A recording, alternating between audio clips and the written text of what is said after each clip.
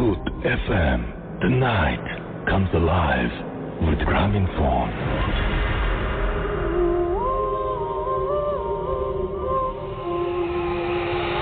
Yes, the night comes alive with Gramophone. শুনছেন সবসময় very food 8.0 FM আর ঘড়িতে সময় রাত 12:02 যারা এই মাত্র জয়েন করলেন তাদেরকে বলি যে আজকে আমরা 9টা থেকে সেলিব্রেট করছিলাম বুথ অফ 6th বার্থডে এবং সেই জন্যই আপনারা প্রতিদিন আমি যে মানে বেশ মানে অনেকগুলো SMS পাই এবং সেই সাথে মেইল পাই, যে মেইলের মধ্যে বেসিক্যালি যে রিকোয়েস্টটা থাকে সেটা হচ্ছে বহুত স্কে ফিরিয়ে নিয়ে আসতে হবে। তো সাকিব ভাই এবং জিবরান ভাই আপনাদের সঙ্গে আছেন এবং মানে আমরা খুবই অনার্ড ফিল করছি। সাকিব ভাই এবং জিবরান ভাই দুজনে মানে সাকিব ভাই জিবরান ভাই দুজনের ব্যস্ততা আছে, আলাদা একটা মানে আলাদাভাবে তারা দুজনেই খুব ব্যস্ত। মিউজিক তো আছে, সেই সাথে এত গুরুত্বপূর্ণ কাজ করতে হয়, শুক্রবার শনিবার বলে কিছু থাকে না, তারপরেও এখানে এসছেন। এবং এখন সুমন ভাই দেশের বাইরে রয়েছেন। তো আমরা সাকিব ভাই এবং জীবন ভাইয়ের সাথে কথা বলবো, তাই আপনাদের জানিয়ে দিই যদি আমাদের SMS করতে চান মোবাইলের মেসেজ অপশনে টাইপ করুন ফুর্তি FORT ফুর্তি স্পেস দিলে আপনার নাম স্পেস দিয়ে আপনার মেসেজ পাঠিয়ে দেন 9840 নাম্বারে। আমাদের ইমেল করতে চাইলে আমাদের ইমেল অ্যাড্রেস হচ্ছে futfm@futti.fm। আর আমাদের ফেসবুকে আপনারা যদি ভিজিট করতে চান তাহলে চলে যান www.facebook.com/readerfutti and www.facebook.com/futfm.russell। আমরা চলে আছি সাকিব ভাইয়ের কাছে, শুরুতে যাই। এবং সাকিব ভাই কেমন লাগছে? Hello everybody, it's great to be back Booth FM এ অনেকদিন পরে আসলাম। and first of all I have to congratulate Radio Futti, specifically Booth FM and specifically Russell, যে একদিন former CEO Daniels বলেছিল ভূত নিয়ে একটা প্রোগ্রাম করলে কেমন। I think that's how it all started, and then I remember Russell এসে ঠিক আসছিল একবার, নিচে রাস্তায় আমরা মিটিং করলাম, ছোট্ট একটা মিটিং করলাম, and then it all started. So এবং আপনার সাথে আমার মিটিংটার মেইন ব্যাপারটা কিন্তু খুব মজার ছিল যে আচ্ছা এত গল্প আসলে পাবো, হ্যাঁ কল করো সবাই জাস্ট বলে দাও, দেখো সবাই পাঠাবে, তুমি এটা তো ভাবছো কেন? ওটা কিন্তু আমি তখন আসলে তোমাকে যে কনফিডেন্স দিয়ে বলছিলাম পুরো চাপা মারছে, বুঝছো? কোনো আইডিয়াই ছিল না যে মানুষ যে এইভাবে প্রোগ্রামটা মানে they'll get attached to it and they'll send in so many stories, because আমাদের কাছে খুব ইন্টারেস্টিং ছিল, সবার কাছে ইন্টারেস্টিং হবে বুঝি নাই। Same with you, right? হ্যাঁ একদম সবার কাছে হবে বুঝি নাই। So it's great to be back, missing Suman ভাই a lot. জিবরান এখনো স্টোরিগুলো চলছে 6 বছর, এখনো শেষ হচ্ছে না। জীবন ভাই হচ্ছে আমার মানে অনেক পছন্দের একজন সিনেমাটোগ্রাফার, আসলে সিরিয়াসলি বলছি।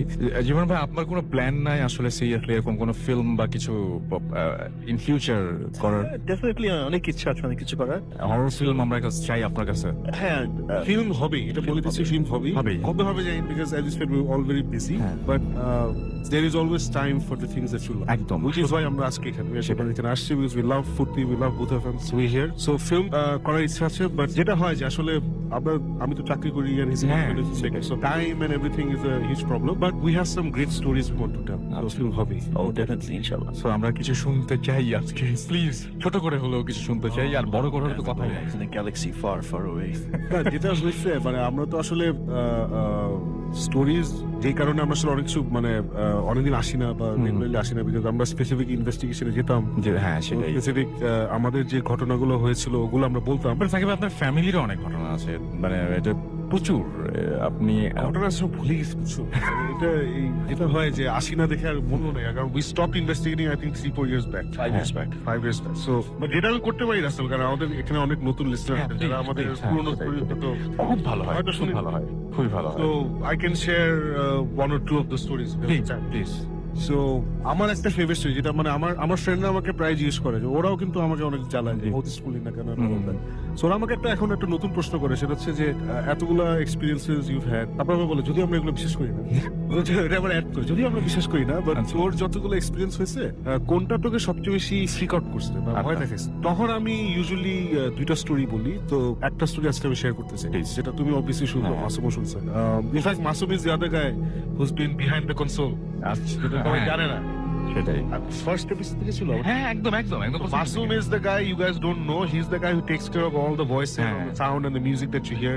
Entire technical production of this program for 6 years from the first episode was done by Masum ভাই তো খুব ফেমাস সবার কাছে, একদম মানে যেখানেই যাই সেখানেই প্রথমেই মাসুম ভাই কোনটা, মাসুম ভাই কোনটা, that's how it should be. Absolutely, that's how it should be. So anyway, so এই গল্পটা তোমরা দুজন শুনছো, বাট অনেকে হয়তো শুনো নাই।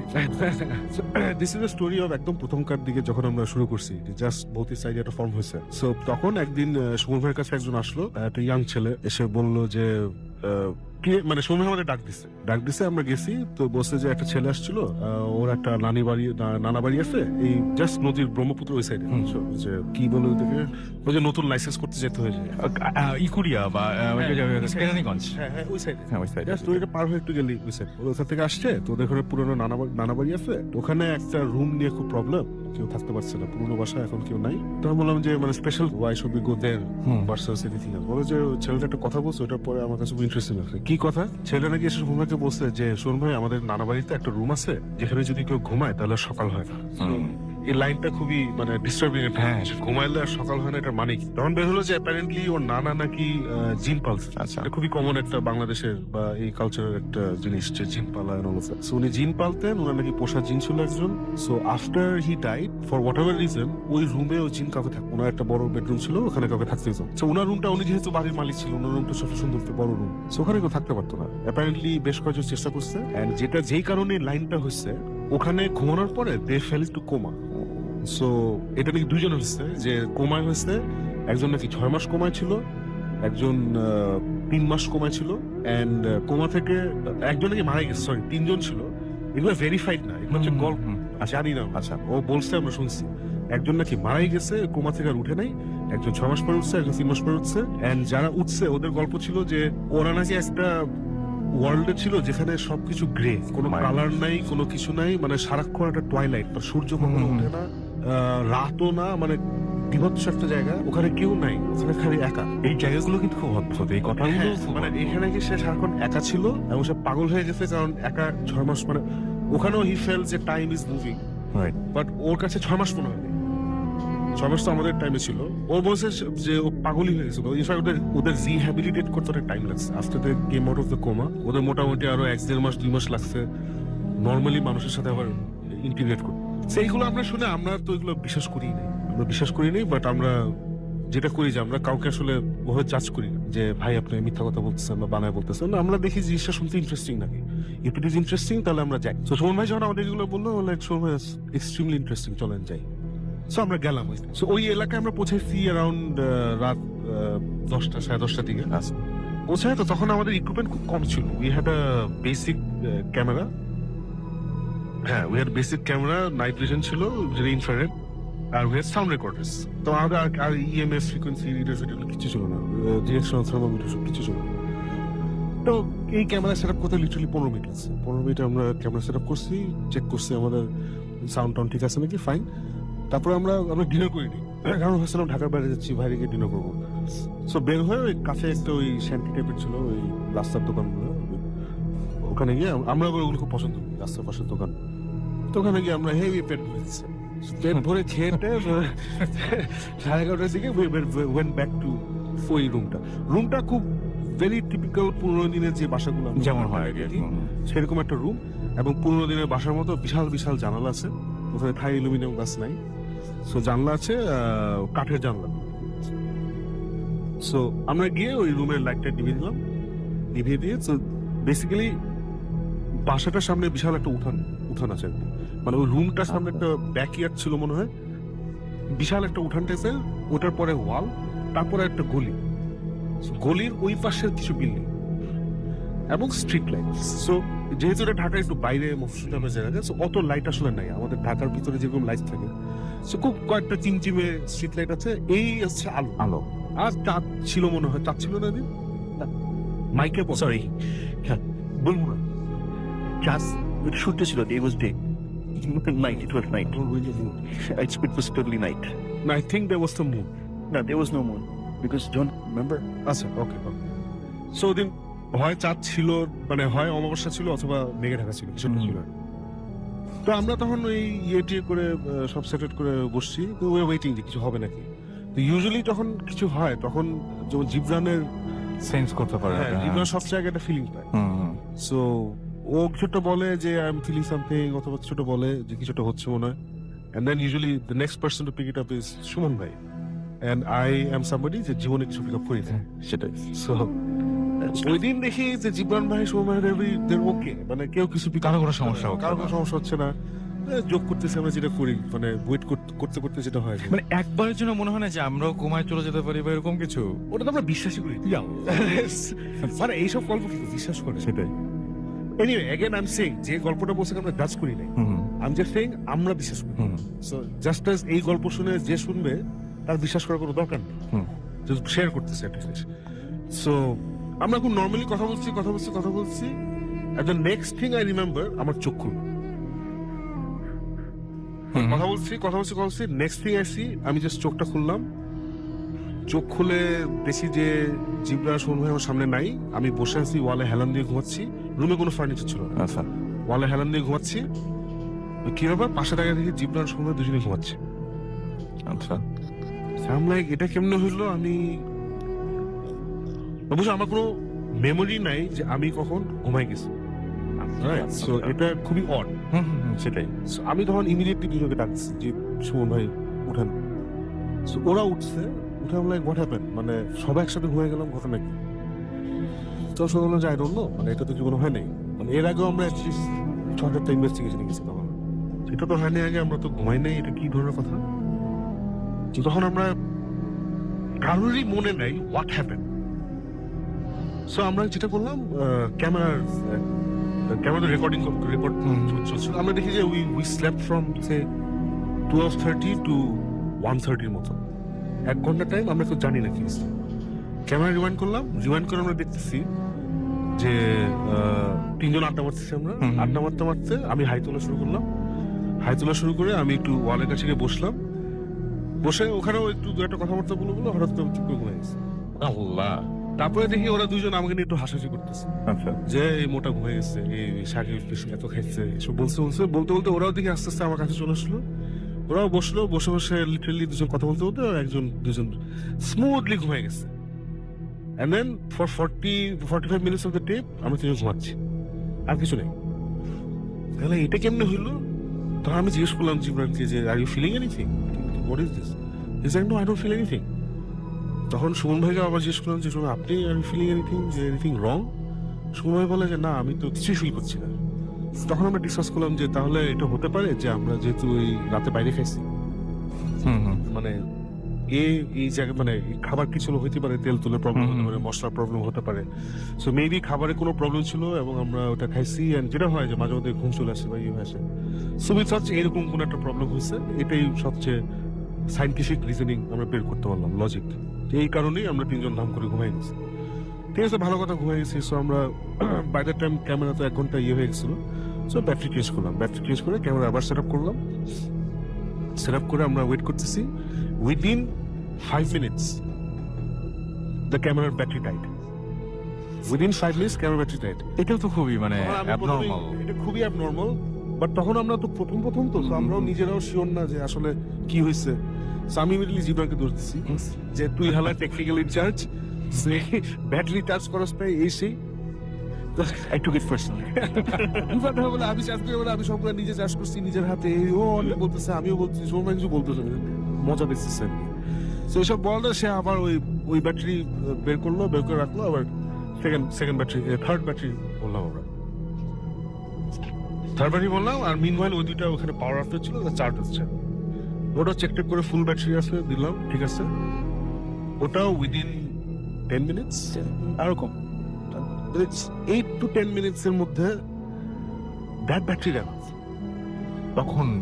তখন আমি আবার ওরা কিছু বলতেছে না, মানে we are talking about what is going on, but জিবরানও কিছু বলতেছে না যে I am feeling something, Sonu ভাইও কিছু বলতেছে না যে আই এম ফিলিং সামথিং। তখন আই স্টার্টেড গেটিং ওয়ারিড যে 3টা জিনিস হয়েছে যেটা আমরা এক্সপ্লেন করতে পারছি না, আর আমাদের গ্রুপের যারা এসব জিনিস ইউজুয়ালি সেন্স করতে পারে ওরা কিছু সেন্স করতেছে না, ঘটনাটা কি? তখন এটা নিয়ে আমরা কিছু কথা বলতে বলতে হোয়াট হ্যাপেন, পুরো এলাকা ইলেকট্রিসিটি চলে গেছে। সো আমরা অলরেডি ডার্কেন রুমে আছি, রাইট, এন্ড উই হ্যাভ ওই টর্চ যে টর্চ আছে ওগুলো আছে। সো ইউজুয়ালি আমরা টর্চ অফ করে রাখি, আমরা হাঁটাহাঁটি করছি হেলমেটের সাথে যে অফ থাকে, যখন কোনো দরকার হয় তখন আমরা জ্বালাই। আদারওয়াইজ ক্যামেরা দিয়ে দেখার চেষ্টা করি, ওই তো মানে কিছু মুভমেন্ট হলে ওটা অন করি, নাহলে তো ব্যাটারি শেষ হয়ে যাবে। আচ্ছা সো হঠাৎ করে কারেন্ট চলে গেল। বাই দ্যাট আই মিন ওই রুমে যে আলোটা আসতেছিল ওটা বাইরের আলো আসতেছিল, যেটা বললাম যে বাড়ির বাইরে একটা উঠানের পরে রাস্তা, ওখানে স্ট্রিট লাইট, ওই হালকা আলোগুলো জানলা দিয়ে আসতেছিল। So ওইখানে পুরো কারেন্ট চলে গেছে। ইমিডিয়েটলি এমন নিকশ কালো অন্ধকার হয়ে গেল, আমি জানি না তো রাসেল বা মাসুম এক্সপিরিয়েন্স ডার্কনেস, যেটা হচ্ছে যে এত অন্ধকার যে নিজের হাত দেখা যায় না, এবং দ্যাট ইজ এক্সট্রিমলি ডিসওরিয়েন্টিং। মানে ইউ ফিল লাইক একটা লিম্বো স্পেসে আছে। হ্যাঁ আসলে আমার কয়েকদিন আগে নিজের বাসায় হয়েছে, সুপার কারেন্ট চলে আমার গেছে। হঠাৎ করে দুই একবার হয়েছে, আমি বের হয়েছি দরজা দিয়ে, তবে থেকে নিজের হাত দেখতে পাচ্ছি না। মানে এই অবস্থা আমার খুব উইয়ার্ড লাগে ওই টাইপের। অসম্ভব weird লাগে, অসম্ভব weird লাগে। So, ওই রকম একটা অন্ধকার সিচুয়েশনে মানে হাত পাও দেখতে পাচ্ছি না। ইমিডিয়েটলি আমরা যেটা করছি, we went for our torches. Torch একটাও কাজ করছে না, ওদেরও ব্যাটারি মানে একই সমস্যা। All torches gone. Next what we did, সবার মোবাইল বের করছি, অল মোবাইলস ডেড, সিগন্যাল না, dead, and there is no charge. Alright, এইগুলা আমরা করতেছি এন্ড আমরা কেউ কাউকে দেখতে পাচ্ছি। সো উই ডোন্ট নো, মানে লাস্ট মেমোরি আছে কি কোথায় ছিলাম, তো সময় ভাই প্রথমে বলছে যে যেখানে দাঁড়া থাকো, ডোন্ট মুভ। তখন আমি জীবন চুপচাপ দাঁড়ায় এগুলো টেস্ট করতে, কিছু হচ্ছে না। তখন আমি শুন ভাই, I am feeling something For the first time, maybe. হ্যাঁ, আমি বললাম যে সময় I am feeling something, I am feeling extremely suffocated.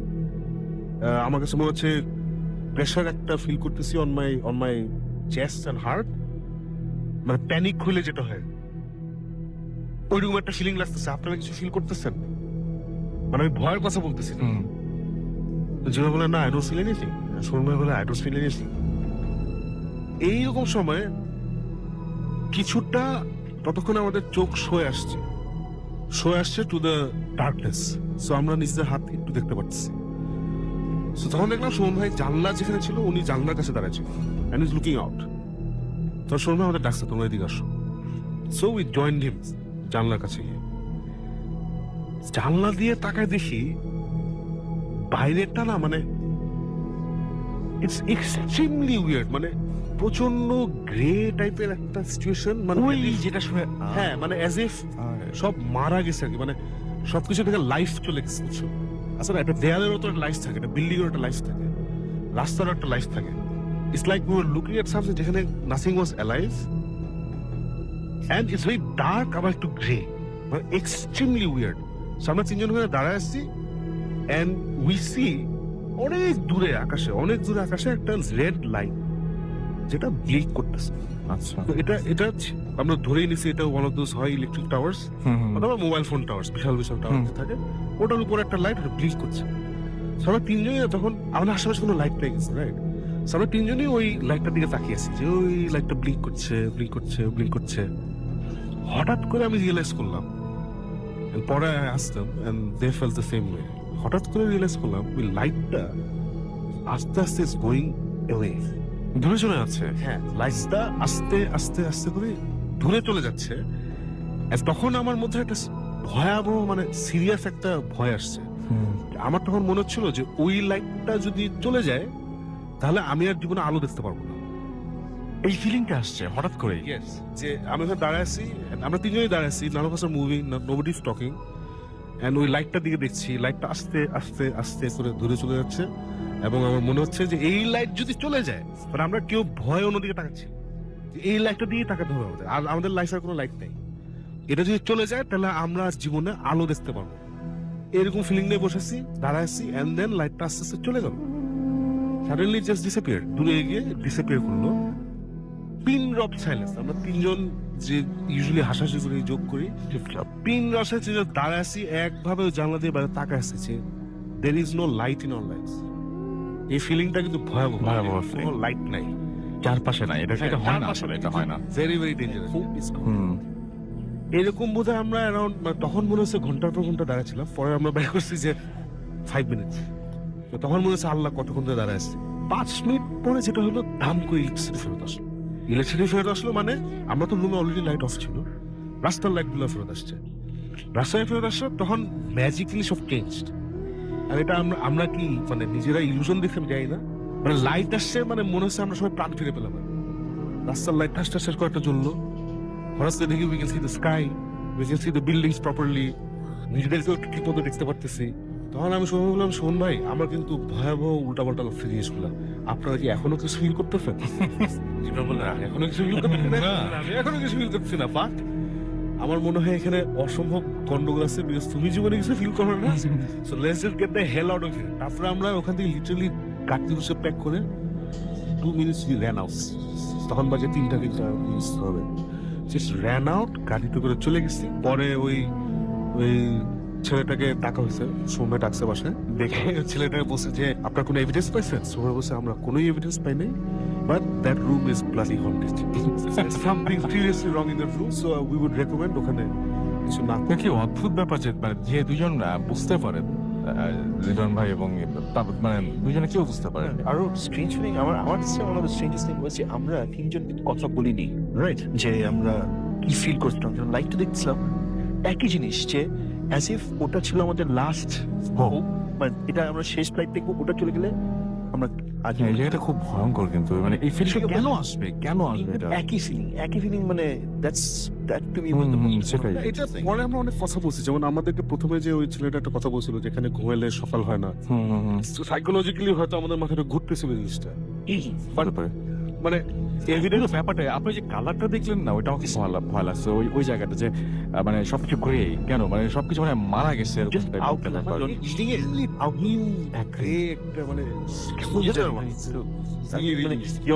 আমরা যদি এখন বাইরে তাকাই দিকে, মানে you can see the outline of the building, কালো এগেন্স্ট কালো, একটু ডিপ কালো, একটু এটা কি।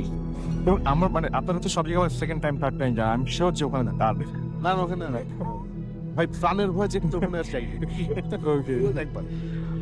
সাহসী কাজ করছে তাই এটা আনফরচুনেটলি, মানে এটা এমন একটা, যেমন আমাদের খুব ইচ্ছে ছিল একটা ভূতিস এপিসোড বানাবো, but we had the only evidence we had was আমরা ঘুমাচ্ছি। ফুটেজ হচ্ছে আমরা 45-50 মিনিট ঘুমাচ্ছি, দ্যাটস দ্য অনলি এভিডেন্স। অনেক জোরে নাক দেখি আমরা। ও মাই গড। অন দ্যাট নোট আমাকে ব্রেক নিব, তবে তার আগে জীবন ভাই একটু আমাদের 6 বছর এবং আপনি কিছু বলেননি এখনো পর্যন্ত আমাদের যারা শুনছেন। মানে ফার্স্ট অফ অল মানে আমি তো এসেছি অনেক পরে ইয়েতে, মানে এগুলো প্ল্যানিং হওয়ার, তোমাদের প্ল্যানিং হওয়ার পরে, but to this day it was one of the best experience I've had, fun experience I've had.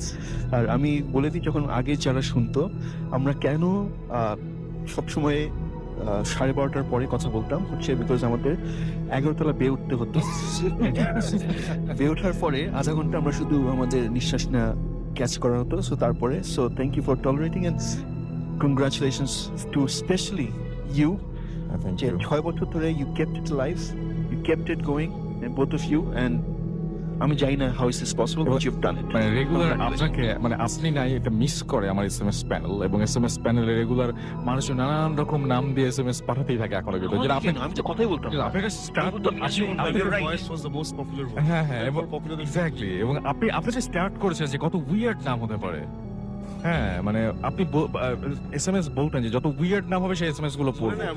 হ্যাঁ ও এটা কম্পিটিশন না? হ্যাঁ সেটা এখনো চলে, এবং সেটা আপনার না থাকলেও এখনো পর্যন্ত সেটা চলে, এবং পাঠিয়ে যান অনেকে। হ্যাঁ যে জীবন্ত লাশ, হ্যাঁ অদ্ভুত। এবং ফেসবুকে নামগুলো দেখলেও মানে খুব অদ্ভুত লাগে। আমার একদিন শুনেছি আমি বেশি কথা মানে বলতাম, এরকম টাইপের নাম যে আমি এখন কবরে ঘুমাই, এরকম হ্যাঁ। তাহলে কম্পিটিশনটা শুরু হোক। হ্যাঁ ওকে, তো আমরা হ্যাঁ আপনারা এসএমএস পাঠাতে পারেন, মোবাইলের মেসেজ থেকে টাইপ করুন ফুর্তি FORT, ফুর্তি স্পেস দিয়ে লিখুন আপনার নাম, স্পেস দিয়ে আপনার মেসেজ পাঠিয়ে দিন 9840 নাম্বারে। আর যারা আমাদেরকে ইমেল করতে চান, আমাদের ইমেল অ্যাড্রেস হচ্ছে bhutasm@radiofuርቲ.fm। আমাদের ফেসবুকের লিঙ্কগুলো বলে দিচ্ছি, www.facebook.com/radio.fuርቲ and www.facebook.com/bhutasm.russell। Thank you Sakib ভাই, thank you very much, thank you Jibon ভাই, অনেক অনেক অনেক অনেক ধন্যবাদ। আমরা ছোট বিরতি যাচ্ছি, ফিরে আসছি। আমাদের সাথে এখনো অনেক লম্বা লিস্ট রয়েছে, সুতরাং আপনারা কেউ কোথাও যাবেন না, শুনতে থাকুন আমাদেরকে স্টেজিং রেডিও ফুর্তি এন্ড ডোন্ট স্টপ দ্য ফুর্তি। আগে বলে দেই আমাদের সাথে এখন আছে আমাদের ডক্টর আলিফ আছে, বাবু ভাই আছেন, এবং আরো অনেকে আছেন, ফারনান আছেন, সবাই, তানভীর ভাই আছেন, সবাই আছেন। সো আপনারা জেগে থাকুন এবং কিছুক্ষণের মধ্যে আমরা আবারও ফিরে আসবো। স্টেজিং রেডিও ফুর্তি এন্ড ডোন্ট স্টপ দ্য ফুর্তি FM. The night comes alive with coming form.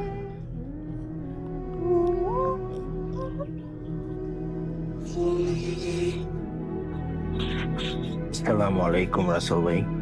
আশা করি ভালো আছেন। আমি মাসুম খান, স্কটল্যান্ডের রয়্যাল এডিনবরা হসপিটালের ডিপার্টমেন্ট অফ সাইকোলজিতে প্লাস 2 ইয়ার্স ধরে আসি। তো স্টুডিওতে আসা ইম্পসিবল, বাট দেশে বেড়াতে আসলে ইনশাল্লাহ স্টুডিওতে আসবো। বুদ্ধসম আমার খুব প্রিয়। টাইম ডিফারেন্সেসের কারণে রেকর্ডেড এপিসোডস গুলো ডাউনলোড করে শুনতে হয়। আজকের ঘটনাটা ভয়ঙ্কর না হলেও আমার কাছে খুব ইউনিক অ্যান্ড সারপ্রাইজিং মনে হয়েছে। এই ঘটনাটা আমি এক কলিগ জিম জনসন থেকে শুনছি এবং তার পারমিশন নিয়ে আপনাদের কাছে শেয়ার করছি। ভালো লাগলে প্লিজ পড়ে শোনাবেন। এই স্টোরিটা একটা 5 বছর ছেলেকে নিয়ে, যার নাম ক্যামেরন ম্যাকাউলি। ক্যামেরন স্কটল্যান্ডের গ্লাসগো শহরে বসবাস করে তার ফ্যামিলির সাথে। তার ফ্যামিলিতে আছে 3 ভাই ও তাদের মা নর্মা ম্যাকাউলি। ক্যামেরনের বাবা তাদের ছেলে চলে গেছেন কয়েক বছর আগে। ক্যামেরন 2 বছর বয়স থেকে কথা বলা শুরু করে, বাট তার কথা ছিল অন্য বাচ্চাদের থেকে ডিফারেন্ট। কারণ ক্যামেরন তার ফ্যামিলি অ্যান্ড রিলেটিভসদের একটা কাহিনী বা ঘটনা বা গল্প বলে বেড়াতেন, কিন্তু তার কথা কেউ বিলিভ করাতে পারেনি। সবাই ভাবতো যে হয়তো পিচ্চি ছেলে তাই স্বপ্ন দেখছে। ক্যামেরন যখন বুঝার এইজ হলো, সে স্টিল তার সেম স্টোরি বলে বেড়াতেন, বাট আরো ডিটেইলড ভাবে। ঘটনাটি তার প্রিভিয়াস লাইফ নিয়ে। সে বলতো যে তারা স্কটল্যান্ডের ওয়েস্ট কোস্ট থেকে প্রায় 200 মাইল দূরে একটা আইল্যান্ডে থাকতো, বারা আইল্যান্ড। সে যখন স্কুলে সামার ভ্যাকেশন পেত, তখন ক্যামেরন ও তার বাবা শেন রবার্টসন, তার মা এবং তার 3 বোন কিছুদিনের জন্য বাড়াতে চলে আসতেন। ওই সময়ে তার নাম ছিল ডেভিড রবার্টসন। তার তখনকার মা এবং 3 বোনের নাম তার মনে নেই। তারা ছিল 3 বোন এবং 1 ভাই। ওখানে খুব ফান করতো। তারা সবাই বাড়াতে একটা বিচের পাশে হোয়াইট হাউসে থাকতো।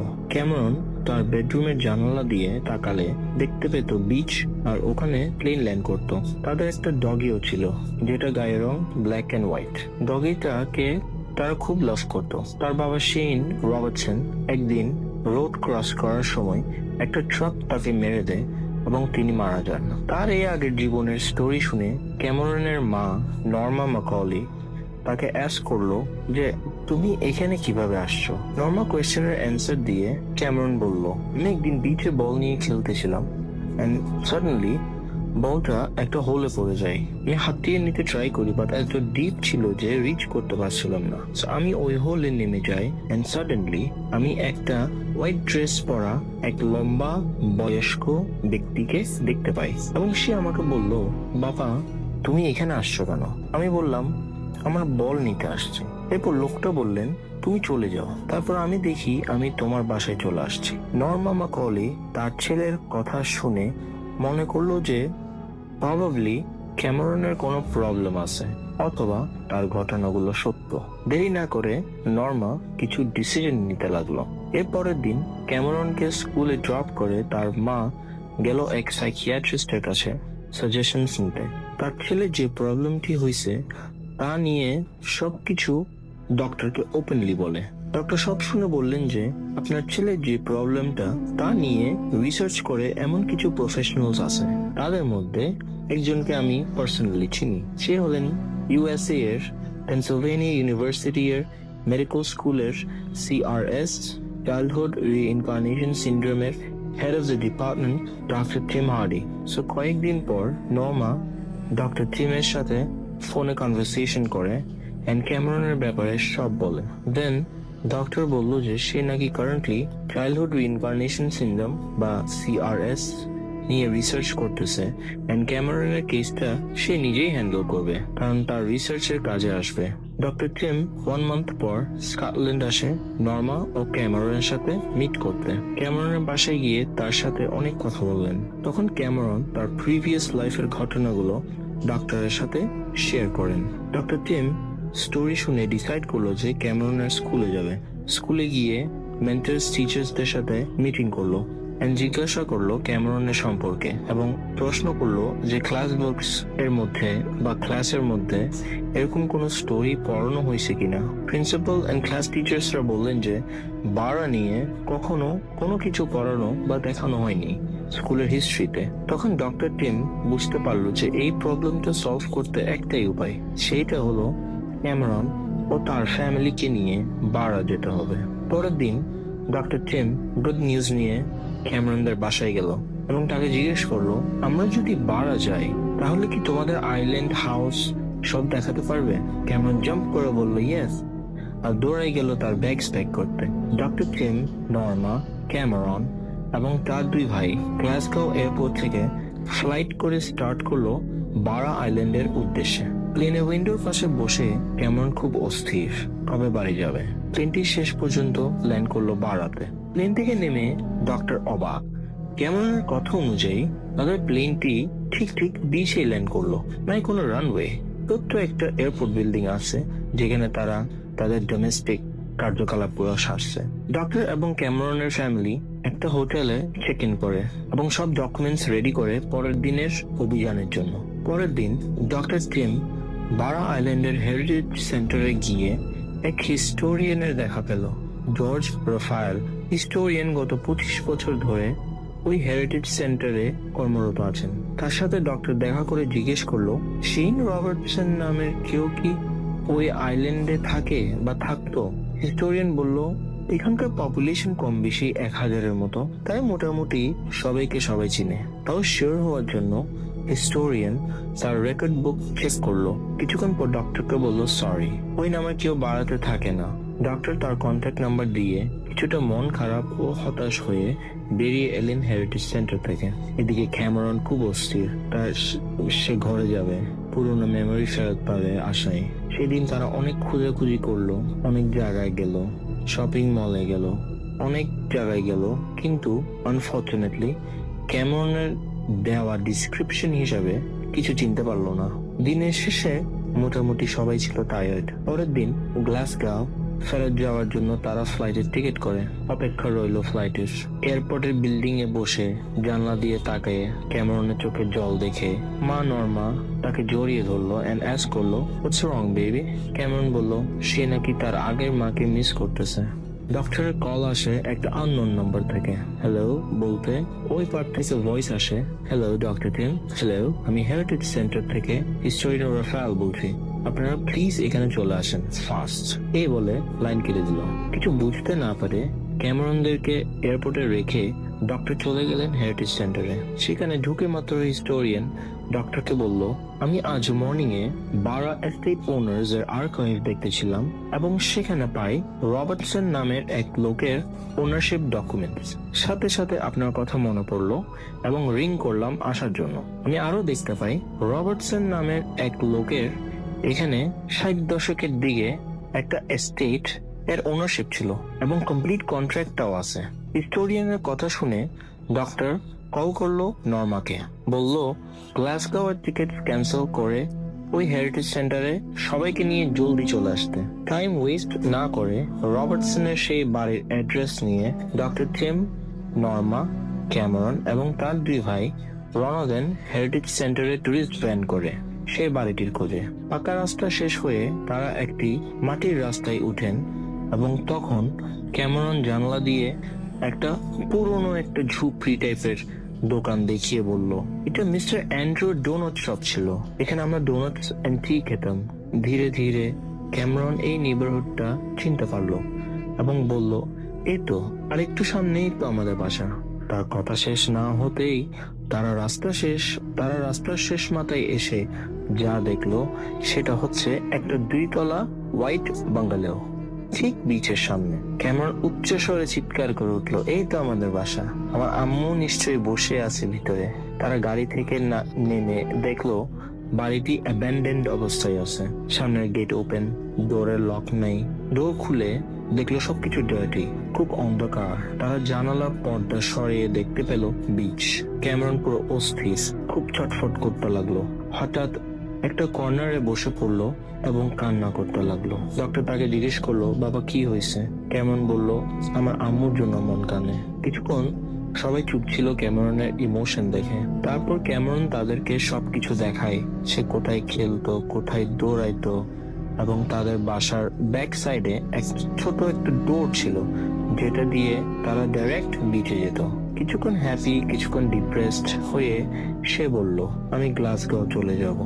Doctor in the meantime তার ডায়েরিতে নোটস নিতে লাগলো। 1/2 hour পর তারা রিটার্ন করলো হেরিটেজ সেন্টারে। ডক্টর টিম হিস্টোরিয়ানকে জিজ্ঞেস করলো যে রবার্টসন ফ্যামিলিতে কেউ কি বেঁচে আছেন বর্তমানে। হিস্টোরিয়ান রাফায়েল বলল, রবার্টসন ফ্যামিলিতে যিনি বেঁচে আছেন তিনি এক আনম্যারিড মহিলা, নাম তার কেটি রবার্টসন, পেশায় একজন বিউটিশিয়ান, লন্ডনে থাকে। উনি 5-7 ইয়ার্স আগে একবার এখানে এসেছিল এবং ওনার বিজনেস কার্ড দিয়েছিল, যেটা আমি রবার্টসনের ফাইলে স্টেবল করে রেখে দিয়েছিলাম। ডক্টর সব অ্যাড্রেস এন্ড কন্ট্যাক্টস লিখে নিয়ে সবাইকে নিয়ে চলে গেলেন এয়ারপোর্টে লন্ডন যাওয়ার ফ্লাইট করে। ক্যামরন এবং তার মা কিছু বুঝতে পারলেন না। অবশেষে তারা লন্ডন পৌঁছায় এবং একটা হোটেলে চেক ইন করে। দেন হিস্টোরিয়ানের দেওয়া নম্বরে কল করে ঘরের নাম নিয়ে। ওই পার থেকে এক মহিলা কল রিসিভ করে বলল, হ্যালো, কেটি রবার্টসন ইয়ার। ডক্টর তার পরিচয় দিয়ে বেশি কথা না বাড়িয়ে একটা মিটিং সেট করলো। কেটি তার বাসায় ওদের আসতে বলল। ডক্টর, নর্মা, ক্যামেরন এবং তার 2 ভাই গেল কেটির বাসায়। ডক্টর সব কথা পুরোপুরি খুলে বলল কেটিকে। অবাক দৃষ্টিতে তাকিয়েছিল তাদের কথা শোনার পর। এবার রিপ্লাই করলো কেটি। সে বলল, আমাদের ফ্যামিলিতে শেন রবার্টসন নামের কোনো ব্যক্তি ছিল না এবং কেউ রোড ক্র্যাশে মারা যাননি। আমার মারা যখন ছোট ছিল তখন সামার ভেকেশনে বাড়া যেত 2 উইকসের জন্য। মা থেকে শোনা ঘটনা অনুযায়ী একবার 1967-এ মা এবং তার 2 বোন এক ভাইকে নিয়ে নানা এবং নানু একসাথে সামার ভেকেশনে বাড়া যায় 2 উইকস হলিডে কাটাতে। এবং আসার আগের দিন মামা সাডেনলি বিচে খেলতে গিয়ে আর কখনো ফিরে আসে নাই। তারা পরে সবাই মামাকে খুঁজতে বের হন বিচে। ছোট একটা আইল্যান্ড বলে তারা ভেবেছিল যে মামাকে খুঁজতে বেশিক্ষণ লাগবে না, কিন্তু মামাকে না পেয়ে ওখানকার সিকিউরিটি অথরিটিসদের খবর দেন এবং পুলিশ এন্ড কোস্ট গার্ডসরা মিলে পুরো আইল্যান্ডের চারপাশে তোলপাড় খোঁজ করেও পেরল না। বুক ভরা কষ্ট নিয়ে তারা লন্ডন চলে আসে। ওই ইয়ের ভ্রমণের স্মৃতি হিসেবে রয়ে গেল শুধু ছবি, আর এই ছবিগুলো আমার হেফাজত আছে। কেটির ঘটনা শুনে ডক্টর টিম 1967-এর বারা আইল্যান্ডের ভ্যাকেশনের ফটো অ্যালবাম দেখতে চাইলো। কিছুক্ষণ পর কেটি কিছু ধুলোবালু মাখা অনেক দিন পরে থাকা অ্যালবাম নিয়ে আসলো ডক্টরদের সামনে এবং সেই 1967-এর অ্যালবামটা খুললো। প্রথম পেজ উল্টাতে কেটি ক্যামেরনকে প্রশ্ন করলো যে এই ছবিগুলোতে কাউকে চিনতে পারছো? ক্যামেরন চোখ দুটো বড় করে বলল, এই তো আমি আমার 3 বোন। কিন্তু অবাক করে সে বলল, এগুলো তো আমার বাবা মা না। আমার বাবার চুল কম ছিল, অনেক তল ছিল, আমার মা অনেক সুন্দর ছিল, তার চুল ছিল লাল। এই বলে ক্যামেরন আবার কান্না করতে লাগলো। অ্যালবামের কয়েক পেজ উল্টাতেই ক্যামেরন উচ্চ স্বরে বলল, এই যে দেখো আমাদের হোয়াইট হাউস, এই যে দেখো আমাদের ডগি, এই যে আমি আর আমার বোন, কিন্তু এইটা তো আমার বাবা না। ডক্টর এন্ড নর্মা ছবি দেখে অবাক হয়ে কিছু বুঝতে পারছিলেন না। তারা যে বাংলোটিতে গেছিল সেই ঘরের ছবি এবং ক্যামেরন যে ডগির কথা বলছিল সেই কালো সাদা ডগির ছবি, কিন্তু ক্যামেরন বলতেছে তার মা বাবা নয়। ঘটনা বুঝতে পারলো না। যদি তারা তখন লন্ডনে থাকতো, দেন হাউ কাম ক্যামেরন তার নিজের বাসার কোনো মেমোরি নেই? ক্যামেরনের ঘটনা অনুযায়ী তার বাবা মা কে ছিল? এইসব কোয়েশ্চেনের কোনো অ্যান্সার পেল না। কেটি ওনার নানা ও নানু এর আরো ছবি দেখাইছে, ওনাদের লন্ডনের বাড়ির ছবিও দেখাইছে, কিন্তু ক্যামেরন তার কিছু চিনতে পারলো না। অবশেষে ডিনার করে কেটি তাদেরকে বিদায় দেয়। ডক্টর ফাইনাল রিপোর্ট করে ইউএসএ ফিরে যায়। প্রতি বছর কেটি রবার্টসন ক্যামেরনদের বাসায় ক্রিসমাস করতে যায়। সেই মেনেই নিল যে ক্যামেরনের মধ্যে তার সেই 1967-এর হারিয়ে যাওয়া মামা আছেন। এই ছিল ঘটনা রাসেল ভাই। সবাইকে আল্লাহ হাফেজ, ভালো থাকবেন। Blue FM, the night comes alive with Grinding Forth.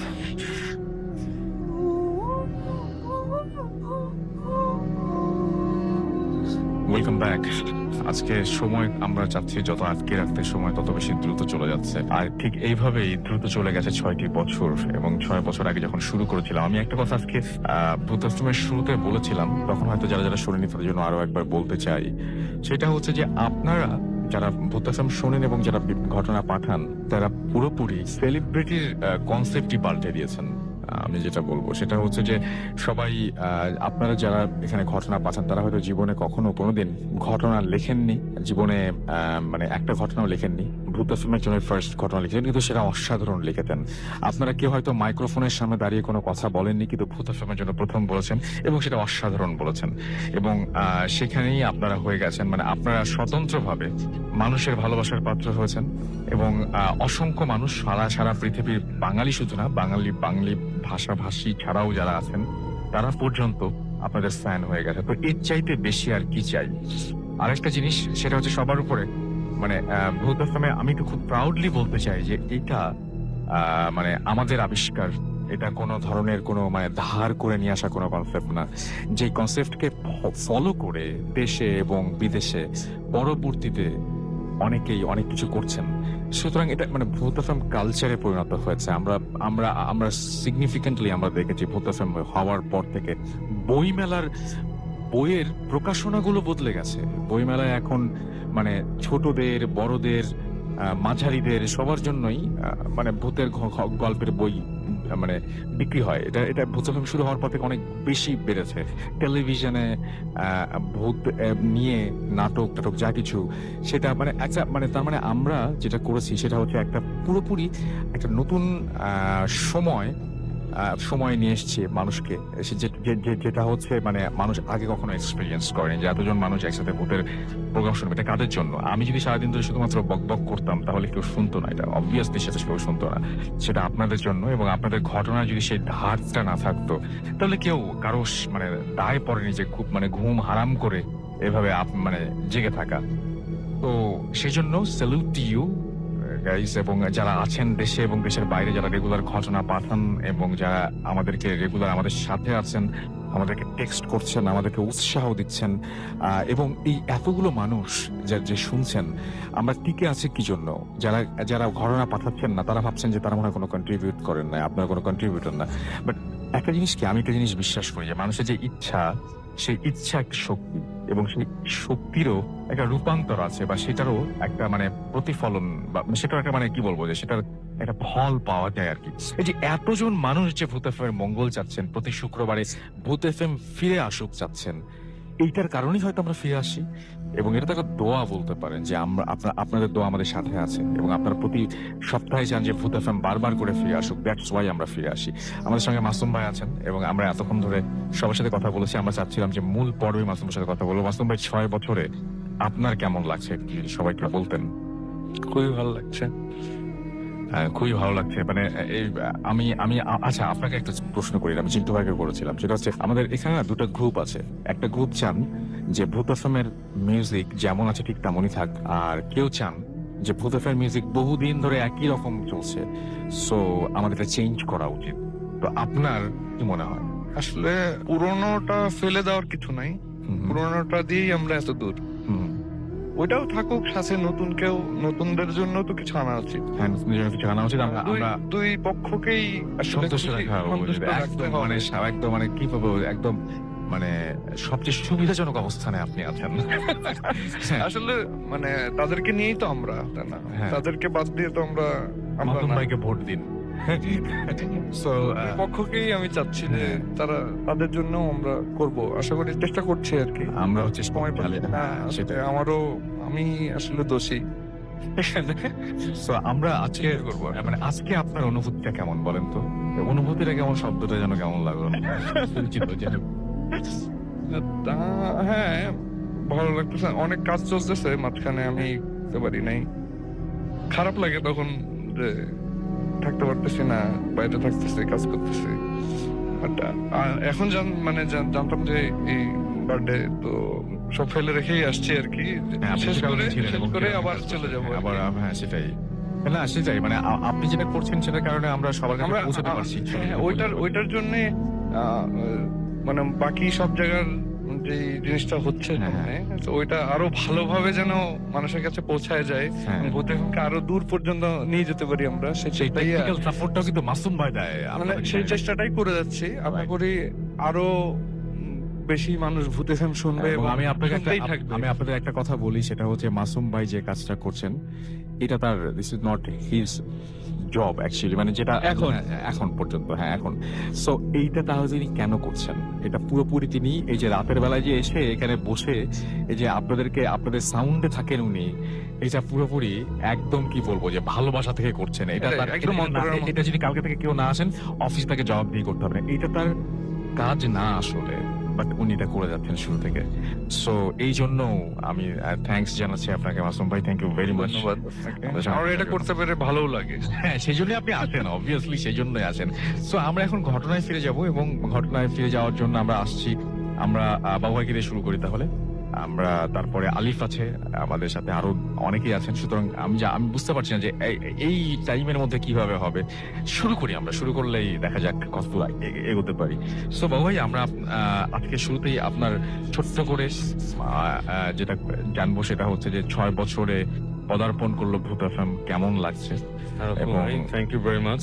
First বলবো যে happy birthday to Bhoot FM, 6ষ্ঠ বছর। আর 2012 সালে মাঝামাঝি থেকে আসছি, তো বেশ ভালো লাগছে। অনেক স্মৃতি, হ্যাঁ অনেক স্মৃতি, অনেক কিছু, অনেক ভালোবাসা। এবং আপনি আর মাসুম ভাই যথেষ্ট এফোর্ট দিয়ে করেন শোটা, এবং এর জন্য শোটা আরো মানে খুব লাইভলি হয়ে টিকে আছে। হ্যাঁ, থ্যাংক ইউ ভেরি মাচ। এবং আমি বাবু ভাই, আমি দেখতে পাচ্ছি যে মানে একদমই পাত্তা না দিলেই না এখন, কারণ হচ্ছে যে SMS পড়ছেন, এবং অনেকেই আমি দেখতে পাচ্ছি যে আমাদের এখানে সিয়াম আছেন, জয় আছেন, ফাইজুল আছেন, নড়াইল থেকে প্রান্ত মজুমদার আছেন, এছাড়াও আমাদের সাথে আছেন এই যে আমি বলছিলাম, দেখেন বাবু ভাই, দেখেন এই যে change the background music please, request already চলে আসে। আফরিন আছেন আমাদের সাথে আছেন সাহান, এছাড়াও জিলান আছেন, হিমেল আছেন, শেখ হিমেল, হিসাম আছেন, এছাড়াও রাজীব আছেন, এবং সঙ্গে আছেন লোপায়, MD আজিম আছেন, ইদিতা আছেন ময়মনসিং থেকে, জয় আছেন শ্যামলী থেকে, সুপ্তি আছেন, এছাড়াও নড়াইল থেকে আছেন, প্রান্তটা আমি পড়েছি, এছাড়াও ফেমাস পাগল আছেন।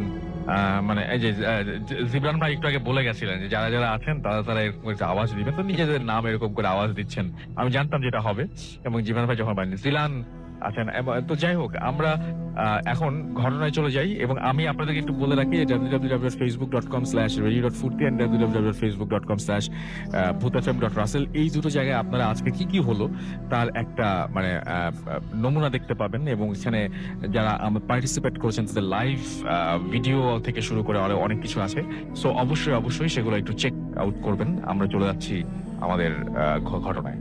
হ্যাঁ রাসেল ভাই, এই ঘটনাটা অ্যাকচুয়ালি মানে আমার নিজের সাথেই কিন্তু ঘটা। বেশি দিন হয়নি, মাসখানেক এরকম হয়েছে।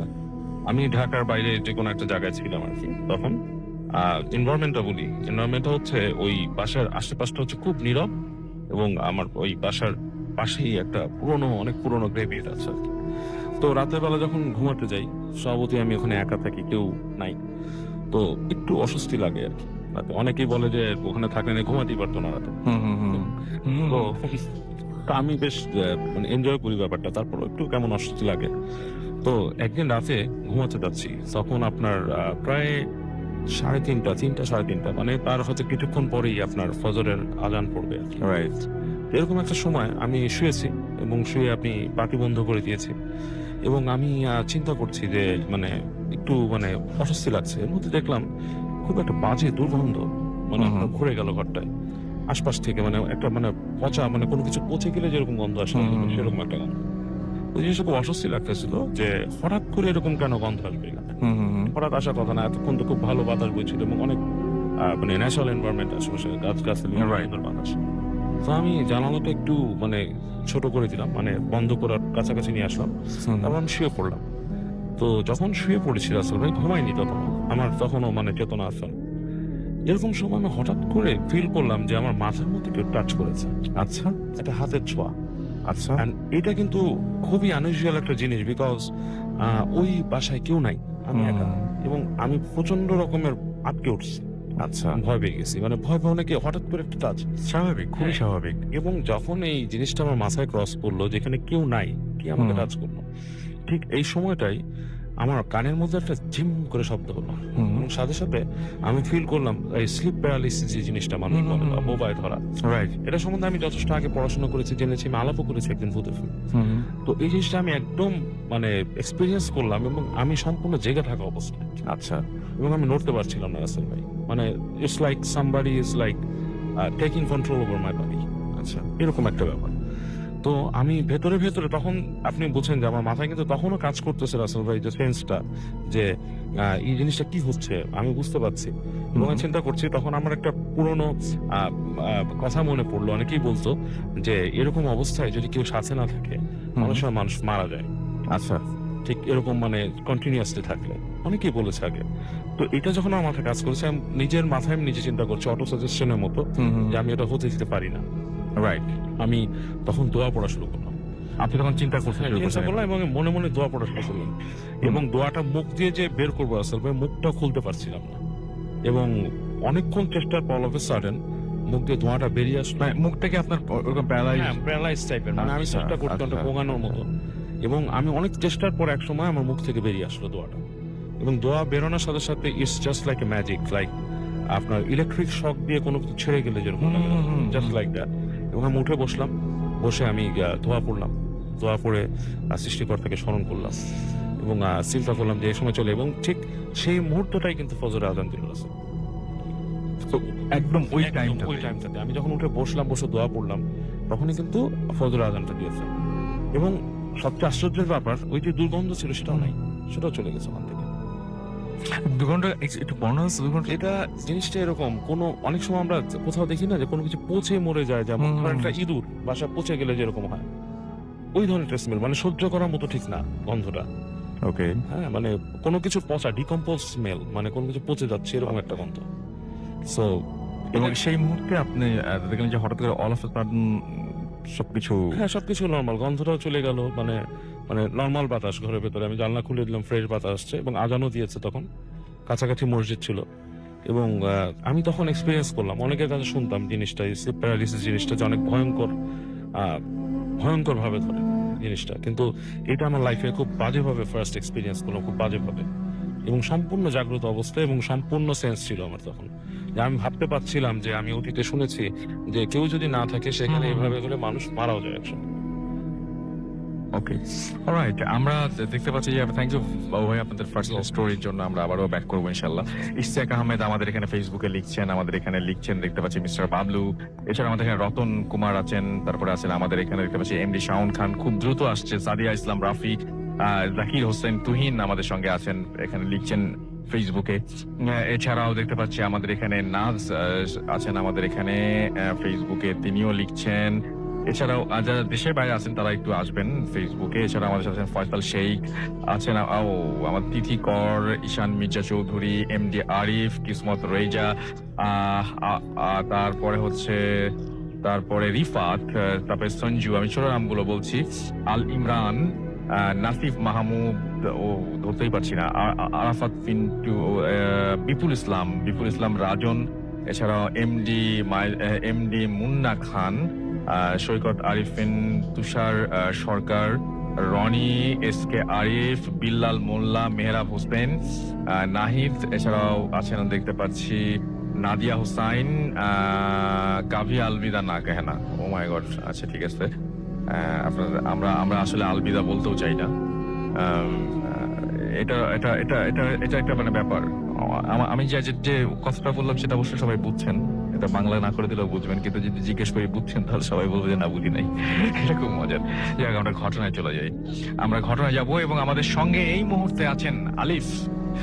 আর আপনাদেরকে একটু জানাতে চাই, সেটা হচ্ছে আমাদেরকে যদি এসএমএস করতে চান, মোবাইলের মেসেজ সেখানে টাইপ করুন 40 FORD 40 স্পেস দিবেন আপনার নাম, স্পেস আপনার মেসেজ পাঠিয়ে দেন 9840 নাম্বারে। আমাদের ইমেল করতে চাইলে আমাদের ইমেল অ্যাড্রেস হচ্ছে bhutasman@radio40.fm। আগামী সপ্তাহে যে আবার একটা ভূত এফএম আছে সেটা ভুলে যাবেন না।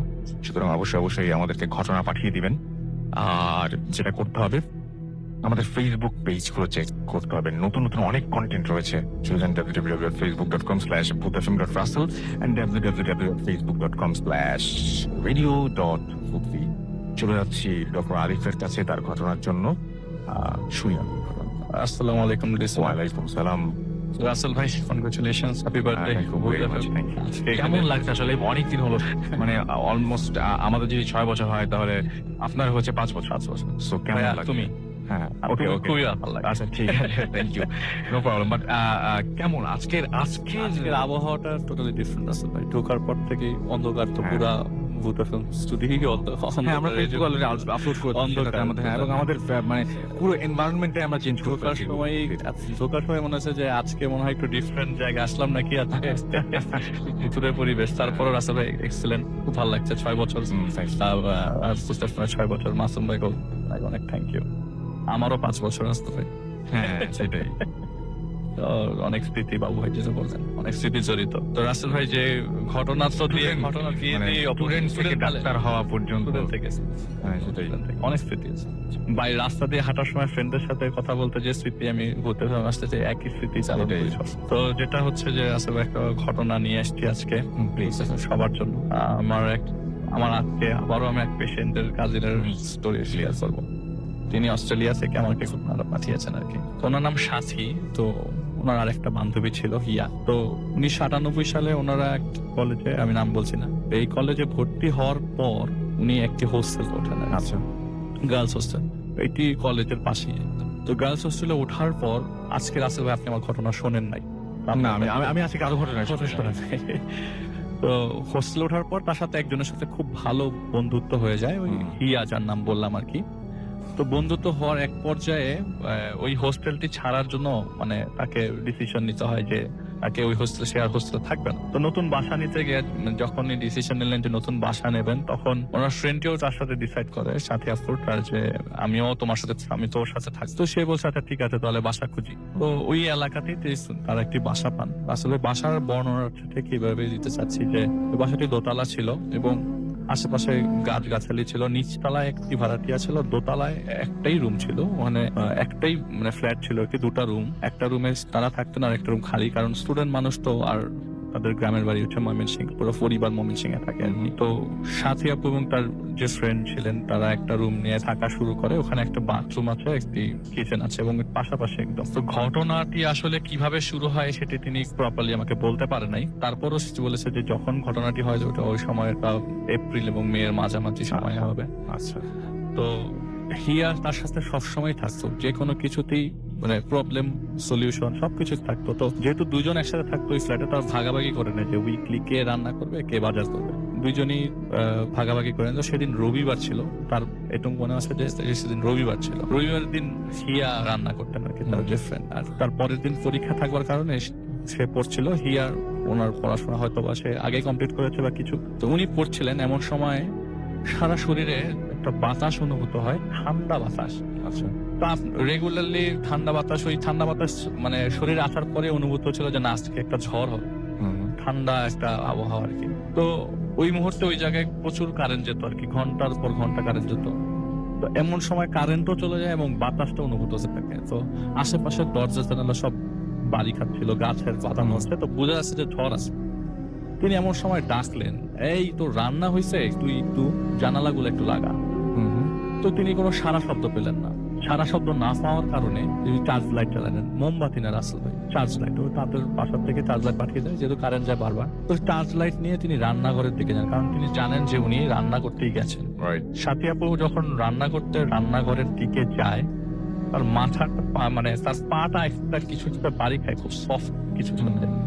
সাথে সাথে তিনি চার্জ লাইটটি নিচে নামিয়ে দেখেন যে তার পায়ের পা একটি মাথার সাথে বাড়ি খেয়েছে, সেটি হচ্ছে তার ফ্রেন্ডের মাথা, এবং পুরো দেহটি যে জায়গায় পাতিল টাতিল ধোয় সেই জায়গায় পড়ে আছে। এইটা শোনার পর ওনার কি হলো, উনি জাস্ট এতটুকু বলতে পারছে যে আমি ফিল করেছিলাম আমার পুরো বডিটা ঠান্ডা হয়ে গেছে, আমি আর কিছু মনে করতে পারছি না। যখন আমার জ্ঞান ফিরে তখন আমাকে হিয়াই পাশে ছিল। আমি অক্ষত অবস্থায় কিভাবে আমার কাছে আসে, আমি তো আমার পা দিয়ে এক্স্যাক্টলি ওই জিনিসটাই ফিল করেছি।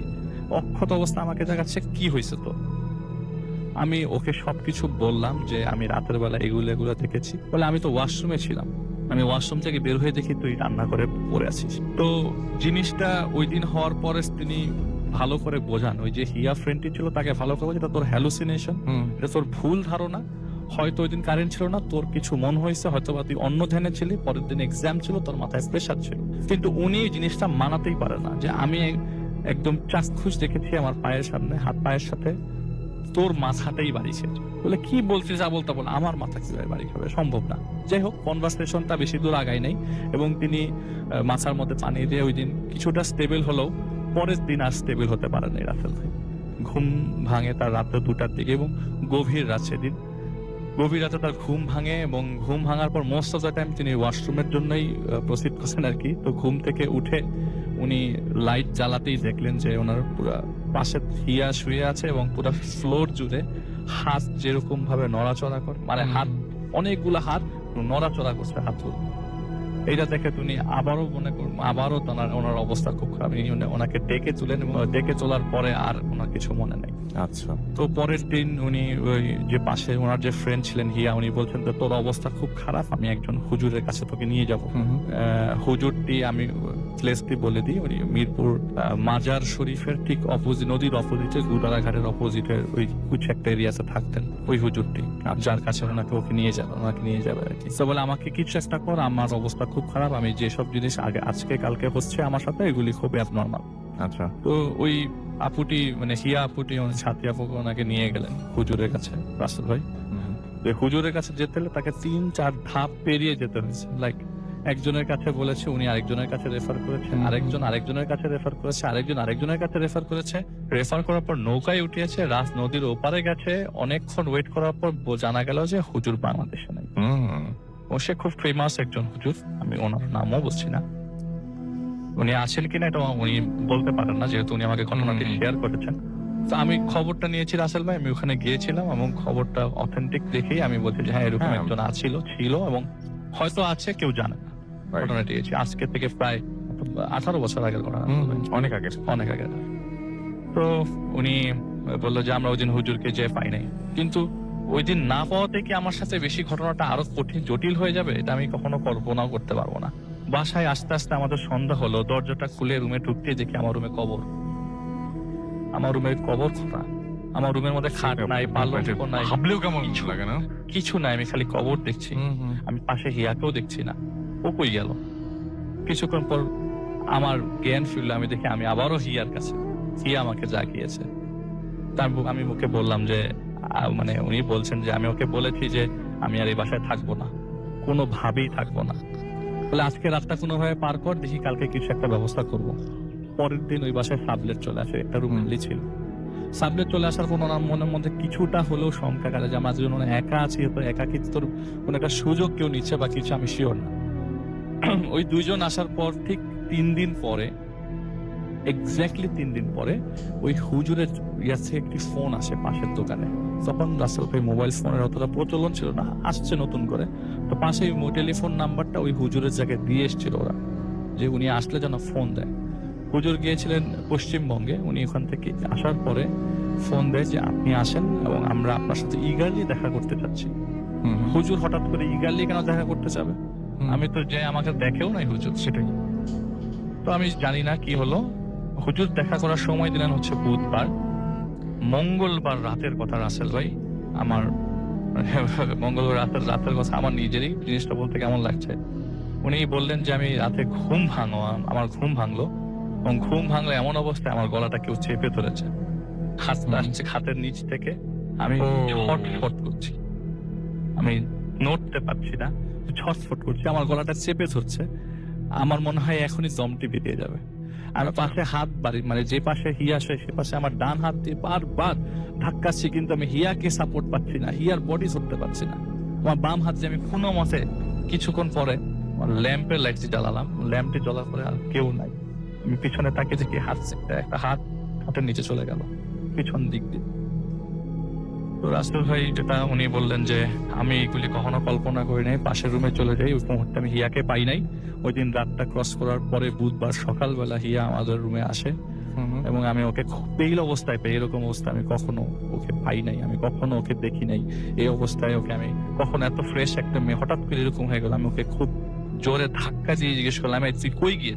সে বললো চল আমার সাথে, আজকে বুধবার, আজকে হুজুরের কাছে যাব। সেই মেয়েটি তাকে আবারও একইভাবে একই রেফারেন্সে, তখন আর এত রেফারেন্স লাগে না কারণ জায়গাটা তারা চিনে গেছে। তো ওই জায়গায় হুজুরের কাছে যায় এবং হুজুর তাকে খুব সাথে সাথে অনেকজন বসেছিল হুজুরের কাছে। হুজুর বলেছে যে সব সিরিয়াল বাদ দিয়ে ওনাকে পাঠিয়েছে। আমি যখন হুজুরের কাছে যে বসি, আমি বারবার হিয়ার দিকে তাকাচ্ছিলাম আর হুজুর আমাকে বলছে আপনি কাজ দিকে তাকাচ্ছেন। আমি বললাম যে মানে উনি বলছে যে, আমি বললাম যে আমি আমার ফ্রেন্ডের দিকে তাকাচ্ছি। বলে আপনার ফ্রেন্ডের দিকে তাকালে আমি তো কাউকে দেখতে পাচ্ছি না, শোনেন ওর দিকে তাকায়েন না। হুজুর বলছে যে ওর দিকে তাকান না, আমার দিকে তাকান। আচ্ছা, আপনি যাকে দেখতেছেন তাকে সবাই দেখতে পায় না, আপনি দেখতে পাচ্ছেন। আমি জানি না রিজনটা কি, তবে আপনি যে বাসায় আছেন সেই বাসায় আমাকে একটু যেতে হবে। হয়তো আপনি সেই থ্রুটা নিয়ে আসতেন বা কিছু। তো ওই আপু বললেন যে আমি কিছু জানি না, আমি এখান থেকে চলে যেতে চাই, আপনি আমার চলে যাওয়ার ব্যবস্থা করেন। আমি যা দেখছি, যা আপনি বুঝছেন কিনা আমি জানি না। তো হুজুর বললে আপনি কি দেখছেন, তিনি সবকিছু বললেন। বলে কি আমি বুঝতে পারছি, আমি ওখানে থাকা অবস্থায় আপনার প্রেজেন্সটা এখানে টের পেয়েছিলাম, যেখানে এসেছিলেন আমি টের পেয়েছি। আমি সেই জন্যই আপনার সাথে দেখা করার জন্য বলেছি যে ঠিক আছে, সাথে সাথেই ফোন দাও। মোস্ট ইম্পর্টেন্ট কথা হচ্ছে আমি আপনার এখানে যাব এবং আপনার প্রেজেন্স আপনাকে থাকতে হবে। বলে আমি থাকতে পারবো না, বলে আপনি যদি থাকতে না পান তাহলে আপনাকে সারা জীবন পস্তাতে হবে, আপনাকে ওই জায়গায় থাকতেই হবে। রাসেল ভাই উনি বললেন যে ঠিক আছে আমি থাকবো, আমার বাবাকে ডাকতে হবে। তো ময়মনসিংহ থেকে তার বাবাকে তিনি ডেকে নিয়ে আসলেন। ডেকে নিয়ে আসার পরে হুজুরও এখানে গেলেন এবং ওই দিন সন্ধ্যার দিকে ওখানে বললেন যে এই বাড়ির পিছনে আমি একটা জিনিস খুঁড়বো। ও একজন কোদাল, একজন দা নিয়ে আসলেন, মানে কাঁচি টাচি নিয়ে আসলো আর কি, কোদাল টোদাল নিয়ে আসলো এবং সাথী আপুর প্রেজেন্সে ওই কোদাল দিয়ে ওই বাড়ির পিছনটা খোঁড়া হলো এবং যেটি পাওয়া গেল সেটি হচ্ছে রাসেল ভাই দুটা হাত। এবং সাথে সাথে ওখানে পুলিশকে ডাকা হলো, কিন্তু ওখান থেকে যা সরার তিনি সরে গেছেন। সাথে হুজুর বলেছে আপনি এখান থেকে চলে যান, নাকি যেন আমি এই এলাকায় কখনো না দেখি। উনি বলেছে কেন এখানে হাত এসছে, কেন কি হয়েছে, কেন আমার গলা কেউ চাপ দিয়েছে, কেন আমি এত হাত দেখেছি, এগুলি আমি আলিফ ভাই আর কারো কাছে কখনো জানতে চাইনি। আমি অনেক দূরে আছি, আমি কখনো জানবো না। কিন্তু আমি ওই দিন যদি আমি না যেতাম, আমাকে ওইখানে হুজুর আলাদা করে বলেছে যে আপনি এসছেন ভালো হয়েছে, ওই দিন যদি আমি না যেতাম, ওই দিন যদি আমি না থাকতাম, তাহলে হয়তোবা আমি বারবার হিয়াকেই দেখতাম। ওকে, এটাই ছিল রাসেল ভাই ঘটনা। আচ্ছা, এই ঘটনাটা যদি আমার কাছে সামারি করি, আসলে কি মনে হয় কেন এরকম হলো? হয়তো রাসেল ভাই আমি যেটুকু বলবো যে ওখানে হয়তো বা কেউকে মেরে ফেলা হয়েছিল। এই হাত দুটোর পিছনে হয়তো লজিক থাকতে পারে। লজিক থাকতে পারে। ওনাকে সাপোর্ট করে, ওনার ঘাড়ে সাপোর্ট নিয়ে হয়তো হুজুরকে দিক নিয়ে এসে রিভিল করা। এই হাত দুটো নিশ্চয়ই সেই হাত। উনি বলছে যে আমি আসলে এতটুকু খেয়াল করিনি যে কি হাত, কিন্তু আমার অবস্থা ওখানে হাত তো কঙ্কাল বেরো, দুটো হাতের কঙ্কাল এবং পুরো দুটো হাতটা আলাদা পলিথিনে বাঁধা, পলিথিনের ভিতরে ছিল হাত দুটো। হুজুর এই যে বললেন, এটা প্রচুর লোক জমে গিয়েছে। এই যে হুজুর যে বললেন যে তোমাকে যেন কোনো এলাকায় কখনো না দেখি, এটা ব্যাপার হুজুরের এই কথাটার কখনো উনি বিশ্লেষণ পেনে, কিন্তু উনি বলেছেন যেটা যে আমি যতটুকু বুঝেছি হয়তো বা আমি এখানে আরেকটু আমাকে হয়তো আরো সাপোর্ট নিতাম, আমি সেটাই বলবো, আমাকে হয়তো আরো ক্ষতি করে অন্য কিছু ডেকে না, হয়তো কেউ জানতো না, এটা জানানোর জন্যই আমার সাপোর্ট নিয়েছে। হয়তো হুজুরই বের করতে পারতো সেটা, হিয়াকে ওনার তো অস্তিত্বই নাই। সেটাই, কে এটা ওনার কি, ওনার মানে সাবজেক্টও ছিল না, উনি সাথে ওনার একা থাকতো, কেউ বলতেও পারবে না যে ওনার সাথে কেউ আছে কি আছে না, আদৌ ছিল কিনা। হুজুর বলছে যে তুমি কার দিকে তাকিয়েছো, ও নাই, কিন্তু তুমি ওর দিকে তাকাও, সেটাই আমার দিকে তাকাও। সেটাই তাই হবে। থ্যাংক ইউ আলিফ। আবারও আমরা দেখি যে মানে চেষ্টা করবো যে আবারও আরেকটা ঘটনা শোনার। আর আমরা একটা ছোট্ট বিরতি নিয়ে আসি, কারণ আমাদের সঙ্গে আরো দুজন আছেন, তাদেরকে আমরা এখন ঘটনা শেয়ার করতে চাই, বেশ তাদের ঘটনা শুনতে চাই। আপনাদের কিছু SMS পড়তে চাই তার আগে, এবং ব্রেকে যাওয়ার আগে কিছু SMS পড়ে ফেলতে চাই। আর সেটা হচ্ছে যে আমি হচ্ছে লিমন শাহরিয়ার আমাকে বলছেন লিসনিং ফ্রম টুথপাড়া, খুলনা। এবং অনিক অ্যান্ড রিদওয়ান আছেন গোপালগঞ্জ থেকে। জামিল ইসলাম লিখেছেন ভাইয়া আমি নিউ SMS করলাম, আমি 2010 থেকে শুনছি এবং আমার কাছে কিছু ঘটনা আছে। সোহাগ আমাদের লিখেছেন ফ্রম রাজেন্দ্রপুর, আমাদেরকে উৎস লিখেছেন দীপ্ত এবং ভাস্কর আমাদের সাথে আছেন ধানমন্ডি থেকে তারা। জয় আছেন, জয় হ্যাপি শ্যামলী কাজী অফিস থেকে তিনি লিখেছেন শুনছেন, এবং শাওন, নাহিদ, সাকিব, সম্রাট সবাই মিলে তারা ছাদে বসে শুনছেন ভূত FM। সজীব আমাদের ময়মনসিং থেকে আমাদের সাথে রয়েছেন। আলিফ ভাই দ্য স্টোরি ইজ সো, আচ্ছা তাকে অনেক মানে প্যারানরমাল লেগেছে এই স্টোরিটা। আমাদের কাছে লিখেছেন মুখিত এবং শিমু নেত্রকোনা থেকে। এছাড়া আমাদের সাথে কিং কং লিখেছেন, আমাদের সাথে লিখেছেন Samirul, happy birthday to Bhoot FM, well done. Rupa Khulna থেকে লিখেছেন রাসেল ভাই আজ আমার birthday, happy birthday to you Rupa. আমাদেরকে দেখতে পাচ্ছি যে খুলনা থেকে আনোয়ার এবং তার ওয়াইফ আফরিন লিখেছেন enjoying the scary world of Bhoot FM. And happy birthday লিখেছেন মেহেদি ড্যামরা থেকে, লিখেছেন ঢাকা ঢাকা থেকে যে ফার্স্ট স্টোরিটা খুব ইন্টারেস্টিং ছিল। আরিফ এবং তার ওয়াইফ রুম্পা হবিগঞ্জ থেকে আমাদের সঙ্গে আছেন। পিয়াস আছেন, ওয়েলকাম ব্যাক ভৌতেস। শাওন যাত্রাবাড়ি থেকে আমাদের সঙ্গে আছেন। আমাদের সঙ্গে রয়েছেন এমডি তোফায়েল আহমেদ মৌলভীবাজার থেকে। শুভ ইসলাম আমাদের সাথে আছেন। আমাদের সাথে রয়েছেন মাসুম সিলেট থেকে। এছাড়াও আসাদ খান আমাদের সাথে আছেন, এবং তিনি বলেন জিবরান ভাইয়ের ভয়েস অসম লাগলো। এবং সাকিব ভাই সেটা বলছিলেন যে সবাই মানে এভরিবডি লাইকস হিজ ভয়েস, এবং আপনার মানে আমাদেরও খুব ভালো লাগে, এবং ওনার মানে গিটার আরো বেশি মজার। সোনিয়া আলিফ আমাদের সাথে আছেন। আমাদের সাথে রয়েছেন দেখতে পাচ্ছি সুবাইয়া, এবং এছাড়াও আরো অনেকেই। তো আপনারা যদি থাকতে চান তাহলে যেটা করতে হবে সেটা হচ্ছে যে আমাদেরকে শুনতে হবে, এর চেয়ে বেশি আর কিচ্ছু করার দরকার নেই। আর যদি চান আমাদের সাথে কমিউনিকেট করবেন তাহলে চলে আসুন, আপনার মোবাইলের মেসেজটা নিয়ে টাইপ করুন ফুর্তি FORTI ফুর্তি স্পেস দিয়ে লিখুন আপনার নাম, স্পেস দিয়ে আপনার মেসেজ পাঠিয়ে দিন 9840 নাম্বারে। আমাদের ইমেল অ্যাড্রেস হচ্ছে bhootfm@fuርቲ.fm, যেখানে আপনি ঘটনা পাঠাবেন। অবশ্যই নেক্সট উইকে আপনার ঘটনা নিয়ে আমরা ফিরে আসা চাই। যেখানে আমাদের ফেসবুক পেজগুলোতে আপনি ভিজিট করতে পারেন। আমাদের আজকের সব ভিডিওস, ফটোস সব আপনি সেখানে পাবেন, এবং সেখানে যদি আপনি ভিজিট করে আসুন www.facebook.com/bhootfm.russell and www.facebook.com/radio.furti। আমার নামের স্পেলিংটা হচ্ছে RUSSELL। চলে যাচ্ছে একটা ছোট বিরতিতে, ফিরে আসছে একটু পরে। Stay tuned to Radio Furti and don't stop the Furti. Bhoot FM. The night comes alive with Gramin Phone.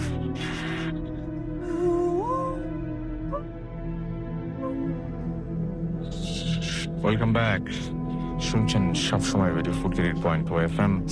6 বছর ধরে বলছি যে চলছে ভূত এফএম, আর এই মুহূর্তে আমি রাস্তায় আছি। আমার সাথে রয়েছে মাসুম, এবং আমার সাথে রয়েছেন আজকে অতিথিরা, এবং রাত 1:24 অলরেডি ঘড়িতে।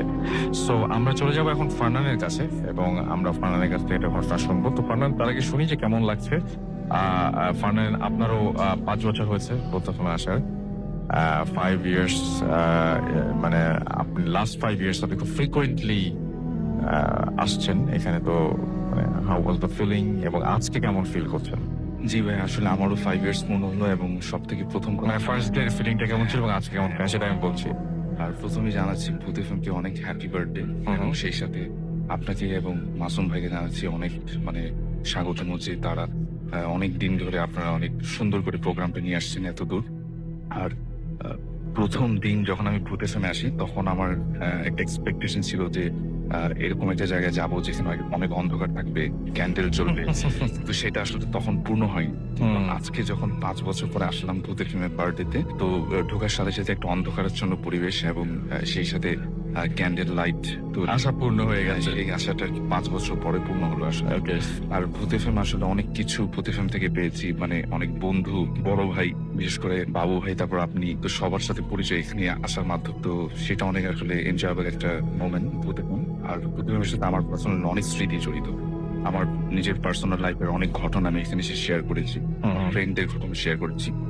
তো সব মিলে অনেক ভালো লাগছে যে আজকে এই দিনটাতে আমি ভূত এফএমের অনুষ্ঠানে উপস্থিত থেকে ঘটনা শেয়ার করছি। এই তো হয়। ওকে, আমরা ঘটনায় চলে যাই। তো আজকে যে ঘটনাটা শেয়ার করবো সেটা আমার ফ্রেন্ডের একটা ঘটনা। ওর নাম হচ্ছে নূর, এবং ওর বাসা হচ্ছে আমাদের পুরনো ঢাকার গ্যান্ডারিয়া এলাকায়। আমি একটা কথা বলবো যে আমাদের পুরনো ঢাকার গ্যান্ডারিয়া, সূত্রাপুর, লোহারপুল, এই জায়গাগুলোতে যেটা দেখা যায় যে এখনো অনেক পুরনো হিন্দু জমিদারদের বাড়ি এখনো দেখা যায়, যেগুলো ঠিক আগের মতো মানে স্ট্রাকচারই রয়ে গেছে। তো আমি যে ঘটনাটা শেয়ার করবো এখন, সেটা হচ্ছে আমার ফ্রেন্ড নূর, ওদের যে পুরনো বাসা ছিল সেটা একটা ঘটনা। যদিও এখন সেই বাসার যে স্ট্রাকচার আগের মতো নেই, বর্তমান ডেভেলপার কোম্পানি বাসাটাকে নিয়ে কনস্ট্রাকশন করে ফেলছে অলরেডি। তো আমি যে ঘটনাটা এখন বলবো সেটা মূলত 20-25 বছর আগের পুরনো, যখন সেই পুরনো বাসাটা ছিল, তখন এই বাসা যারা থাকতো তাদের সাথে এই ধরনের ঘটনাগুলো তারা ফেস করতেন। তো ঘটনাটা হচ্ছে এইরকম। আগে বাসার বর্ণনাটা দিব। আজকে থেকে প্রায় 20-25 বছর আগে বাসার স্ট্রাকচারটা এখনকার মতো ছিল না। বাসাটা ছিল দোতলা, অনেক পুরনো, এক হিন্দু জমিদারদের বাসা, এবং সেখান থেকে মানে আমার ফ্রেন্ডের যে দাদা এই বাসাটাকে কিনে নেয়। কিনে নেওয়ার পরে তারা সেখানে স্থায়ীভাবে ওখানে মানে থাকা শুরু করে। এবং তারা যখন ফার্স্ট ডে বাসাটা কেনার পরে ওখানে যখন থাকা শুরু করলো, বাসার স্ট্রাকচারটা এমন ছিল যে বাসার ঠিক পাশেই ছিল একটা গোরস্থান, যে গোরস্থানটা এখনো রয়েছে। আচ্ছা। আর ঠিক বাসার যে দক্ষিণ যে সাইডটা ছিল সেখানে ছিল একটা পুরনো কুয়া এবং পুকুর। আচ্ছা। ওই কুয়াটা তখনই ছিল পরিত্যক্ত, এবং ওটাকে বন্ধ করে দেওয়া হয়েছিল কোন একভাবে। তো তারা যখন ফার্স্ট ওখানে থাকা শুরু করে, ওই যে কবরস্থানটার কথা আমি বললাম, তো সেটা ছিল ঠিক একটা করিডোরের পাশে। দোতলার যে করিডোর, সেই করিডোর থেকে একদম করিডোরের কাছ থেকেই কবরস্থানটা দেখা যাবে। মনে হচ্ছে করিডোর থেকে যদি কেউ লাফ দেয় ডাইরেক্ট কবরস্থানে যেয়ে পড়বে, এরকম একটা অবস্থান। তো যেটা হয় যে তারা প্রায় যখন রাত্র হতো তখন ওই করিডোরটাতে মানুষ হাঁটা চলাফেরা করতো না, ভয় পেত তারা, কেননা তারা চিন্তা করছে পাশেই খুব কাছেই কবরস্থান, একটা ভিতরে ভয় কাজ করতো। তো প্রথম দিকে যখন তারা বাসাটা কিনে থাকা শুরু করলো, তখন একটা ঘটনা তাদের সাথে ঘটা শুরু করলো।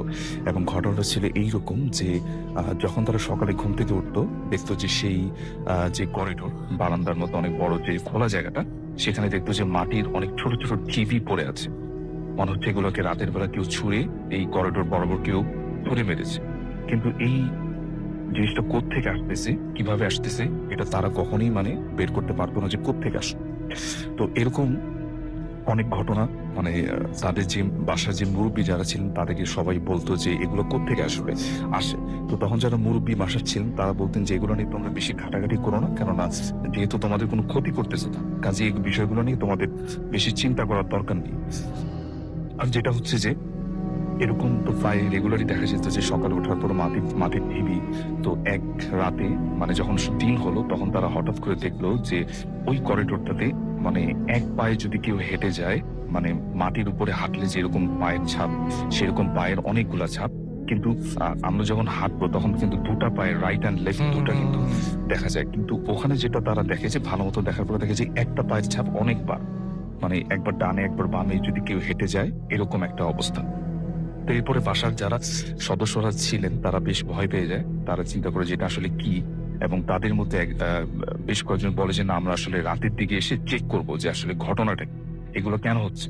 তো তারা প্ল্যান অনুযায়ী তারা রাতের দিকে করিডোরে এসে হাঁটা চলাফেরা করে, কিন্তু তারা কিছুই পায় না। কিন্তু সকালে উঠলে দেখা যায় যে মাটির ঢিবি পড়ে আছে। আচ্ছা। এটা একদম ফ্রিকোয়েন্টলি চলতেই থাকলো। কিন্তু তার এক সময় যেটা ভাবলো যে যেহেতু তাদের কোনো ক্ষতি করতেছে না, তো তারা যেটা চিন্তা করলো যে থাক, আমাদের যেহেতু এমনি কোনো ক্ষতি হচ্ছে না, তো এটা যেভাবে চলছে এভাবেই থাক, আমরা এটা নিয়ে বেশি ঘাটাঘাটি করবো না। তারপর বেশ কিছু সময় কেটে গেল, এবং এই বাসায় তার একটা কাজের ঝি রাখলো, এবং ওই ঝির সাথে তার একটা ছোট মেয়ে ওই বাসায় থাকা শুরু করলো। এবং তারা দুজন যে রুমটাতে থাকতো সেটা হচ্ছে ঠিক করিডোরের পাশ দিয়ে যে একেবারে বাড়ির শেষ যে ছোট রুমটা, সেই রুমটাতে ওই ঝি এবং তার ছোট মেয়ে সেখানে থাকতো। তো এইভাবে তারা কয়েকদিন থাকলো, নতুন কাজ পেয়েছে, তারা এখানে কাজ করতেছে এবং রাতের বেলা এখানে থাকে তারা।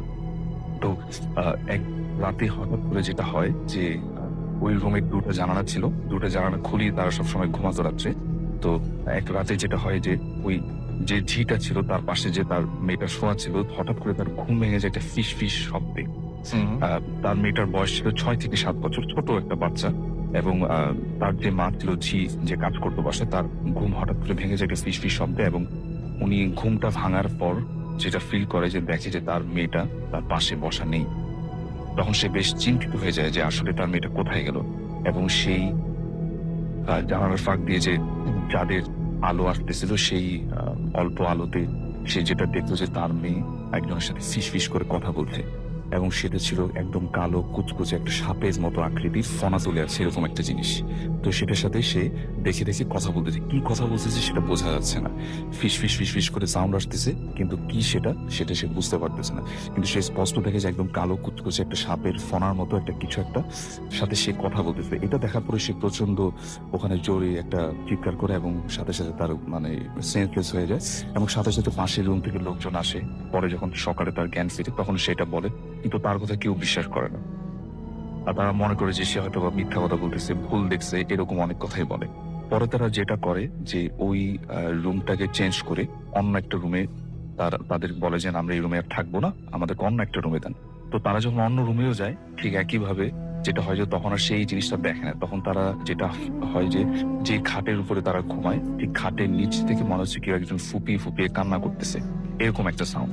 তো তারা বেশ ভয় পেয়ে যায় এবং তারা যেটা বলে যে এবং তার মেয়েটাও আস্তে আস্তে অ্যাপ নর্মাল হতে থাকে। দিনের বেলা দেখা যায় যে একা একা কথা বলতেছে কার সাথে, কিন্তু বাসার কেউ এটা বুঝতে পারে না যে আসলে ঘটনাটা কি। তো এরপরে তারা যেটা বলে যে আমরা আসলে বাসায় কাজ করবো না, আমরা গ্রামে চলে যাব। এবং বাসায় হুজুরও টাকা হয়, হুজুর এসেও মানে তার মেয়েটাকে ঝাড়ায়, তারপর বলে যে তোমরা এক কাজ করো, তোমরা এখানে শেখো না, গ্রামে চলে যাও। পরে তারা কাজ সেরে গ্রামে চলে যায় এবং এরপরে ওনাদের সাথে কি হয়েছে সেটা জানা যায়নি, কিন্তু ওই বাসার যে সমস্যাটা ছিল, কেননা বাসায় আসার পরই তো এই সমস্যাগুলো হচ্ছে। তো এই বিষয়ে তারা কেরানীগঞ্জ থেকে একটা হুজুরকে নিয়ে আসে। হুজুরটা ওই সময়কার অনেক একজন ভালো একজন বিখ্যাত একজন হুজুর ছিলেন। তো সে আসার পরে উনি অনেক বাসায় প্রায় একদিন ছিলেন, এক রাত ছিলেন। থাকার পর উনি যেটা বলেন যে আসলে এই বাসায় একটা উপরি দোষ আছে। সেই দোষটা হচ্ছে এইরকম যে বাসার যে দক্ষিণ দিকে একটা পুকুর আছে এবং এই পুকুরের পাশে একটা পরিত্যক্ত কুয়া, এবং উনি যেটা বলেন যে এই পরিত্যক্ত কুয়ার ভিতরে একটা ছোট সুড়ঙ্গর মতো আছে, যেটা দিয়ে ওই আগে ওই বাসার ভিতরে একটা মানে ছোট সুড়ঙ্গর মতো জায়গা, যেটা দিয়ে তারা আগে মানে পালানোর জন্য কিছু একটা তৈরি করেছিল হিন্দু জমিদাররা অনেক আগের কথা।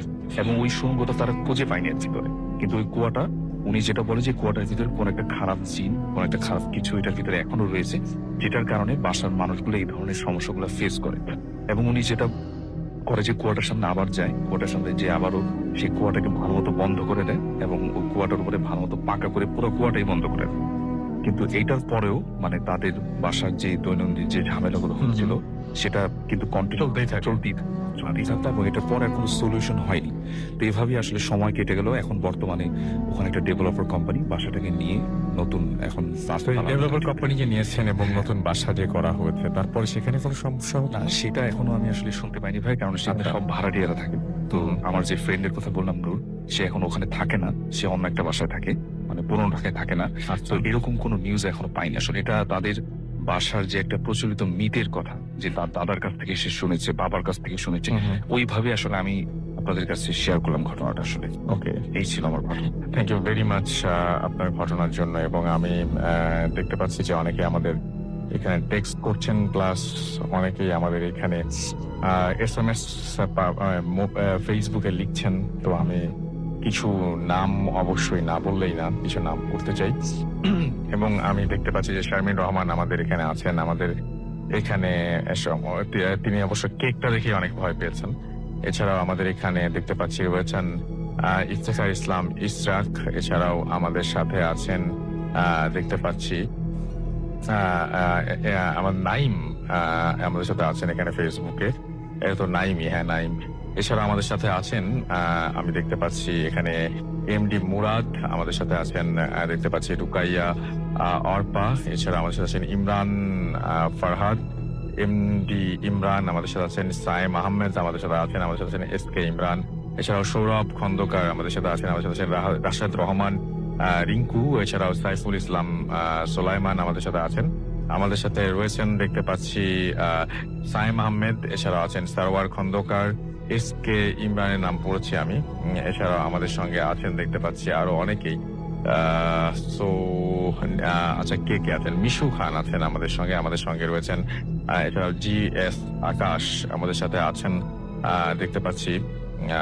এছাড়াও আমাদের সাথে আছেন ডন আমিনুল, রেজওয়ানুল আবেদিন জীবন, এছাড়াও শাহরিয়ার কবির সাইন। এছাড়া আমাদের সঙ্গে আছেন দেখতে পাচ্ছি আরো অনেকেই। আপনি যদি থাকতে চান তাহলে মোবাইলের মেসেজ অপশনে গিয়ে, এখন দেখতে পাচ্ছি মাউস তো ঠিক মতন কাজ করছে না, তো সবাই আচ্ছা। এছাড়া আছেন দেখতে পাচ্ছি এখানে বর্ণালী আছেন, মৃন্ময় দে সাগর, মোহাম্মদ আজিজুল হক আছেন। এছাড়া আমাদের সঙ্গে আছেন দেখতে পাচ্ছি এখানে মাজারুল ইসলাম রনি সহ আরো অনেকে। আর এখানে অলরেডি আচ্ছা কাতার থেকে, আচ্ছা দুবাই থেকে আমাদের এখানে পাঠিয়েছেন, কাতার দুবাই থেকে রবিউল হক আমাদের সাথে লিখছেন। বাহরাইন থেকে আমাদের সঙ্গে আছেন দেখতে পাচ্ছি শিশির আহমেদ রানা। এছাড়াও আমাদের সাথে আছেন দেখতে পাচ্ছি, বার্থডে উইশ করছেন সবাই, মানে মেসেজ করছেন আমাদের ফুতাফাম@radiofurti.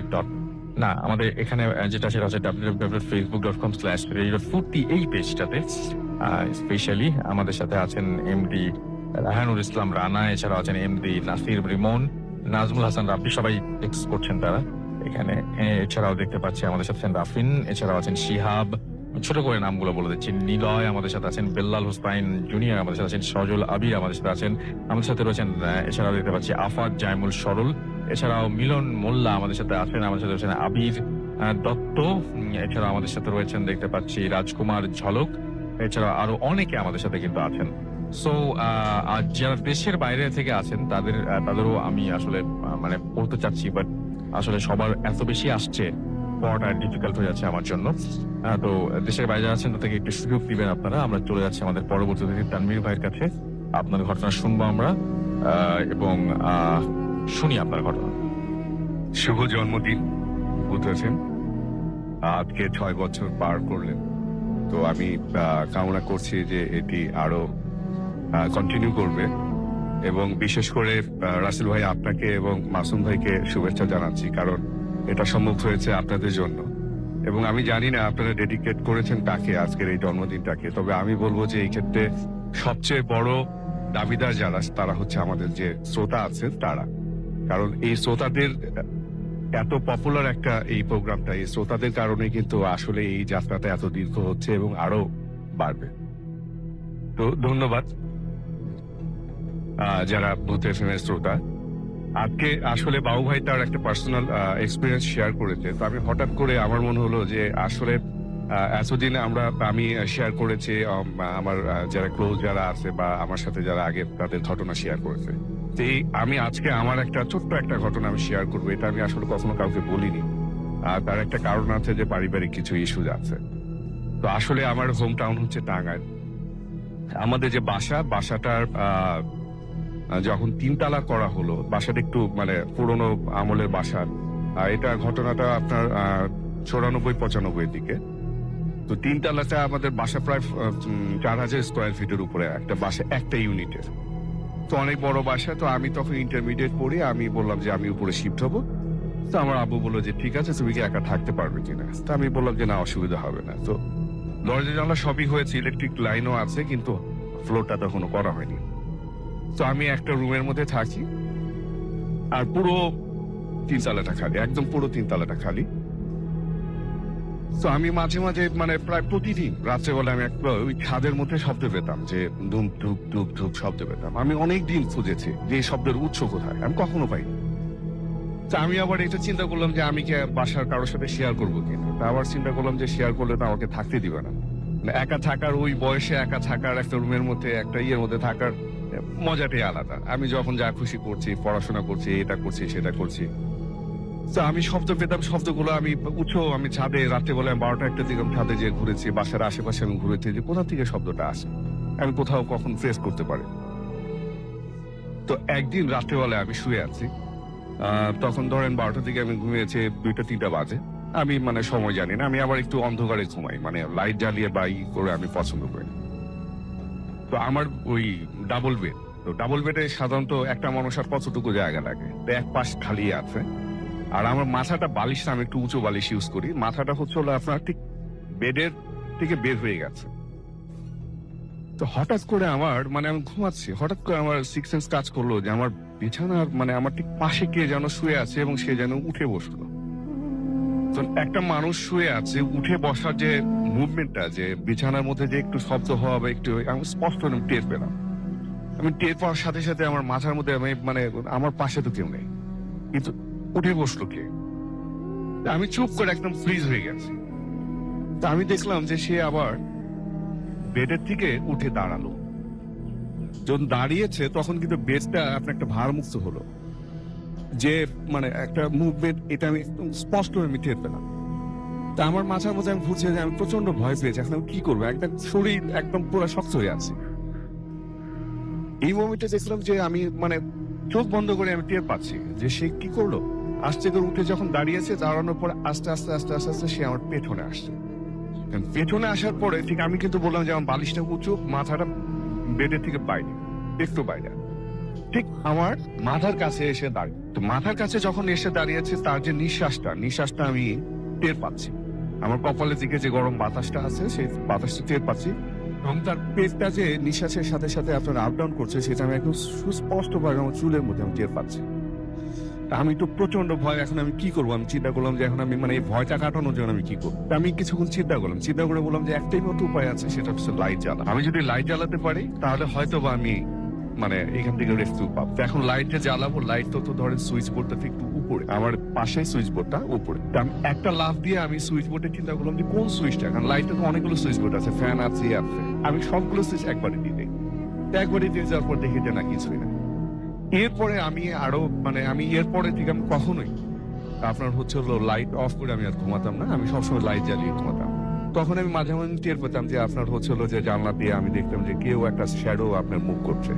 তা আমি যেহেতু মানে তখন হচ্ছে হলো ইয়াং, মানে এই ভয়টা, আর আমি তখন বললাম যে দোয়া টোয়া পড়ে সবসময় আমি ঘুমাতাম। কিন্তু আমি কখনোই নেভার এভার আমি এটা আমার প্যারেন্টস এর সাথে বা কারোর সাথে আমি কখনো শেয়ার করিনি যে এটা হ্যালুসিনেশন কিনা আমি জানি না। বাট হ্যালুসিনেশন হলে আমি যে ছাদের উপরে যে ধূপ ধূপ শব্দটা, এই শব্দটা আমি কিভাবে, এটা তো আমার হ্যালুসিনেশন না, কারণ আমি অনেকবার ট্রেস করেছি, আমি কখনোই পাইনি। এটা আমার একটা ছোট্ট মানে পার্সোনাল এক্সপিরিয়েন্স। অনেক ধন্যবাদ আপনাকে আপনার ঘটনার জন্য। এবং দেখতে পাচ্ছি হুমায়ুন ফুয়াদ রহমান আমাদের অস্ট্রেলিয়া থেকে এখানে লিখছেন। এছাড়াও দেখতে পেলাম আমরা ফয়সাল শেখ রিয়াদ সৌদি আরবিয়া থেকে লিখছেন আমাদেরকে। এছাড়াও আমাদের এখানে দেখতে পাচ্ছি যে আরো অনেকেই লিখছেন আমাদের এখানে আছেন দেখতে পাচ্ছি সিলেট থেকে। আচ্ছা আমাদের এখানে আচ্ছা খুব ডিফিকাল্ট হচ্ছে পড়া আজকে। আমাদের এখানে আছেন এমডি বোরহান উদ্দিন, এছাড়াও আমাদের সাথে আছেন শেখ রাজীব হায়দার, এছাড়াও আমাদের সাথে আছেন ইরফান নামটা পড়তে পারলাম না, অর্নার খান। ওকে, এছাড়াও আছেন আমাদের সঙ্গে এসকে রাজীব হায়দার, জোন হোসেন রুস্তম আমাদের সাথে আছেন, মেহেদি হাসান রক্তিম আমাদের সাথে আছেন, এপি মাহমুদ আমাদের সাথে আছেন, আমাদের সাথে হচ্ছেন ইশতিয়াক জাভেদ অনিক, এছাড়াও আছেন আমাদের সাথে দেখতে পাচ্ছি আরো অনেকেই। তো আমি এখন যেটা করবো সেটা হচ্ছে আমরা ছোট্ট বিরতিতে যাবো, বিরতির পরে আবারও এখনই ফিরে আসবো। সেই পর্যন্ত আশা করছি আমাদের সঙ্গেই থাকবেন। স্টে টিউনড ফর ইউর ফুর্তি এন্ড ডোন্ট স্টপ দ্য ফুর্তি। Mood FM. The night comes alive with Graminphone.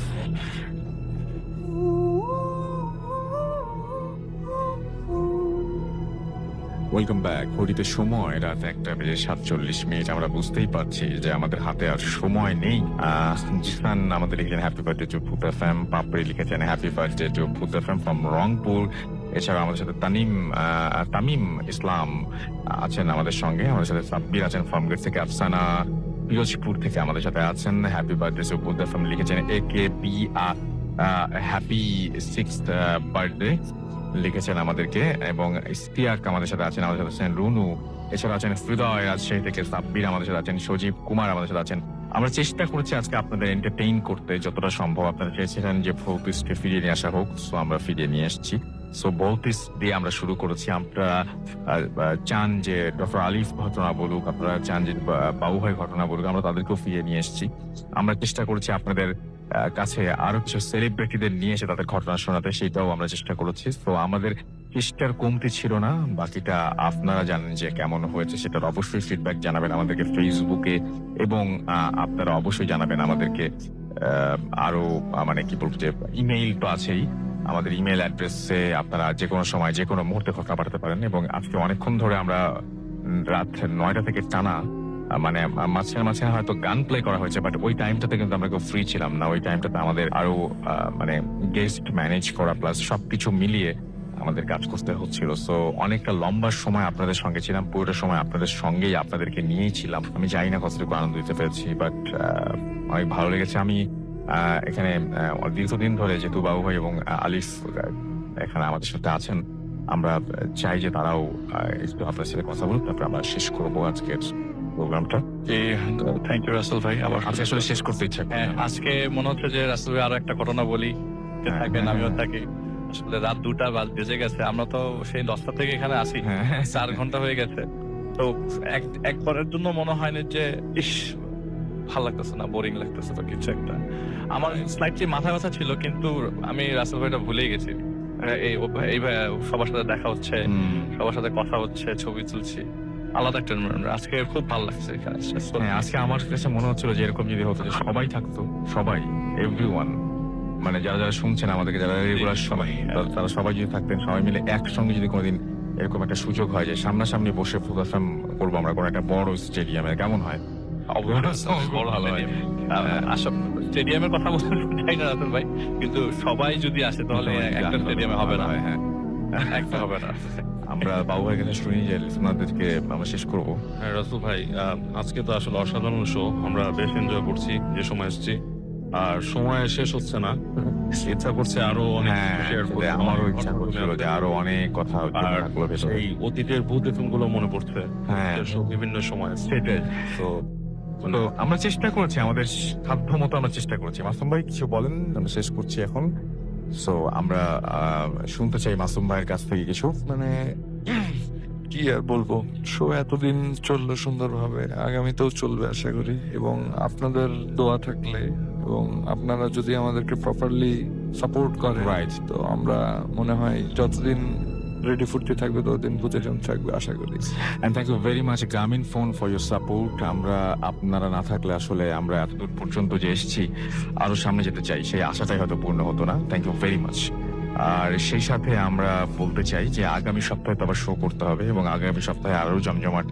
এখন যে আমরা মানে আমরা যে মাইলস্টোনটাতে আসলাম, যে মাইল ফলকটা ছুলাম, সেই এটার থেকে আরো সামনে এগিয়ে যেতে হবে। প্রতিদিন আমাদের সেই চ্যালেঞ্জটাই থাকে। তো এই চ্যালেঞ্জটা আমরা নিতে ভালোবাসি, নিতে চাই। আপনারা শুধু দোয়া করবেন যেন আমরা সুস্থ থাকি, স্বাভাবিকভাবে আমরা যেন এই প্রোগ্রামটা চালিয়ে যেতে পারি। এই দোয়াটা আপনারা করবেন। এবং সেই সাথে যেটা চাইবো আপনাদের কাছ থেকে, আপনারা হচ্ছেন রিয়েল হিরো এই ভূত এফএম, বিকজ আপনারাই ঘটনা পাঠান, আপনাদের কারণেই ভূত এফএম আজকে এত মানুষের কাছে গিয়েছে। সুতরাং ঘটনা পাঠানো অবশ্যই স্টপ করবেন না। অনেক সময় দেখা যায় যে অনেকের ঘটনা সিলেক্টেড হয় না, সবাইকে আমরা রিপ্লাই করতে পারি না হয়তো, অনেকের ঘটনা সিলেক্ট হয় না, কিন্তু বিশ্বাস করুন প্রত্যেকটা ঘটনা আমরা এমন কোনো নাই যে জাস্ট এই নামটা পছন্দ হয় ঘটনাটা পড়লাম না, এরকম না ব্যাপারটা।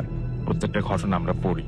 তো আপনারা যদি একটা ঘটনা সিলেক্টেড না হয়, দেখেন যে ওটা তো কোনো রেসপন্স আসছে না, সঙ্গে সঙ্গে আরেকটা পাঠিয়ে দেন যদি আপনাদের কাছে থাকে। যদি সেটাও রেসপন্স না আসে তাহলে তারপরে পাঠিয়ে দেন। জানি অনেক বড় চাওয়া হচ্ছে আপনাদের কাছ থেকে, অনেক বেশি চেয়ে ফেলছি, বাট আপনার সাথে সম্পর্কই আমার এরকম যে আর অনেক বেশি চাইতে পারি, কারণ আপনারা অনেক বেশি আপন বলেই অনেক বেশি করে চাইতে পারি। আপনাদের সাথে আমাদের সম্পর্ক শুধু ভালোবাসার সম্পর্ক দাবি।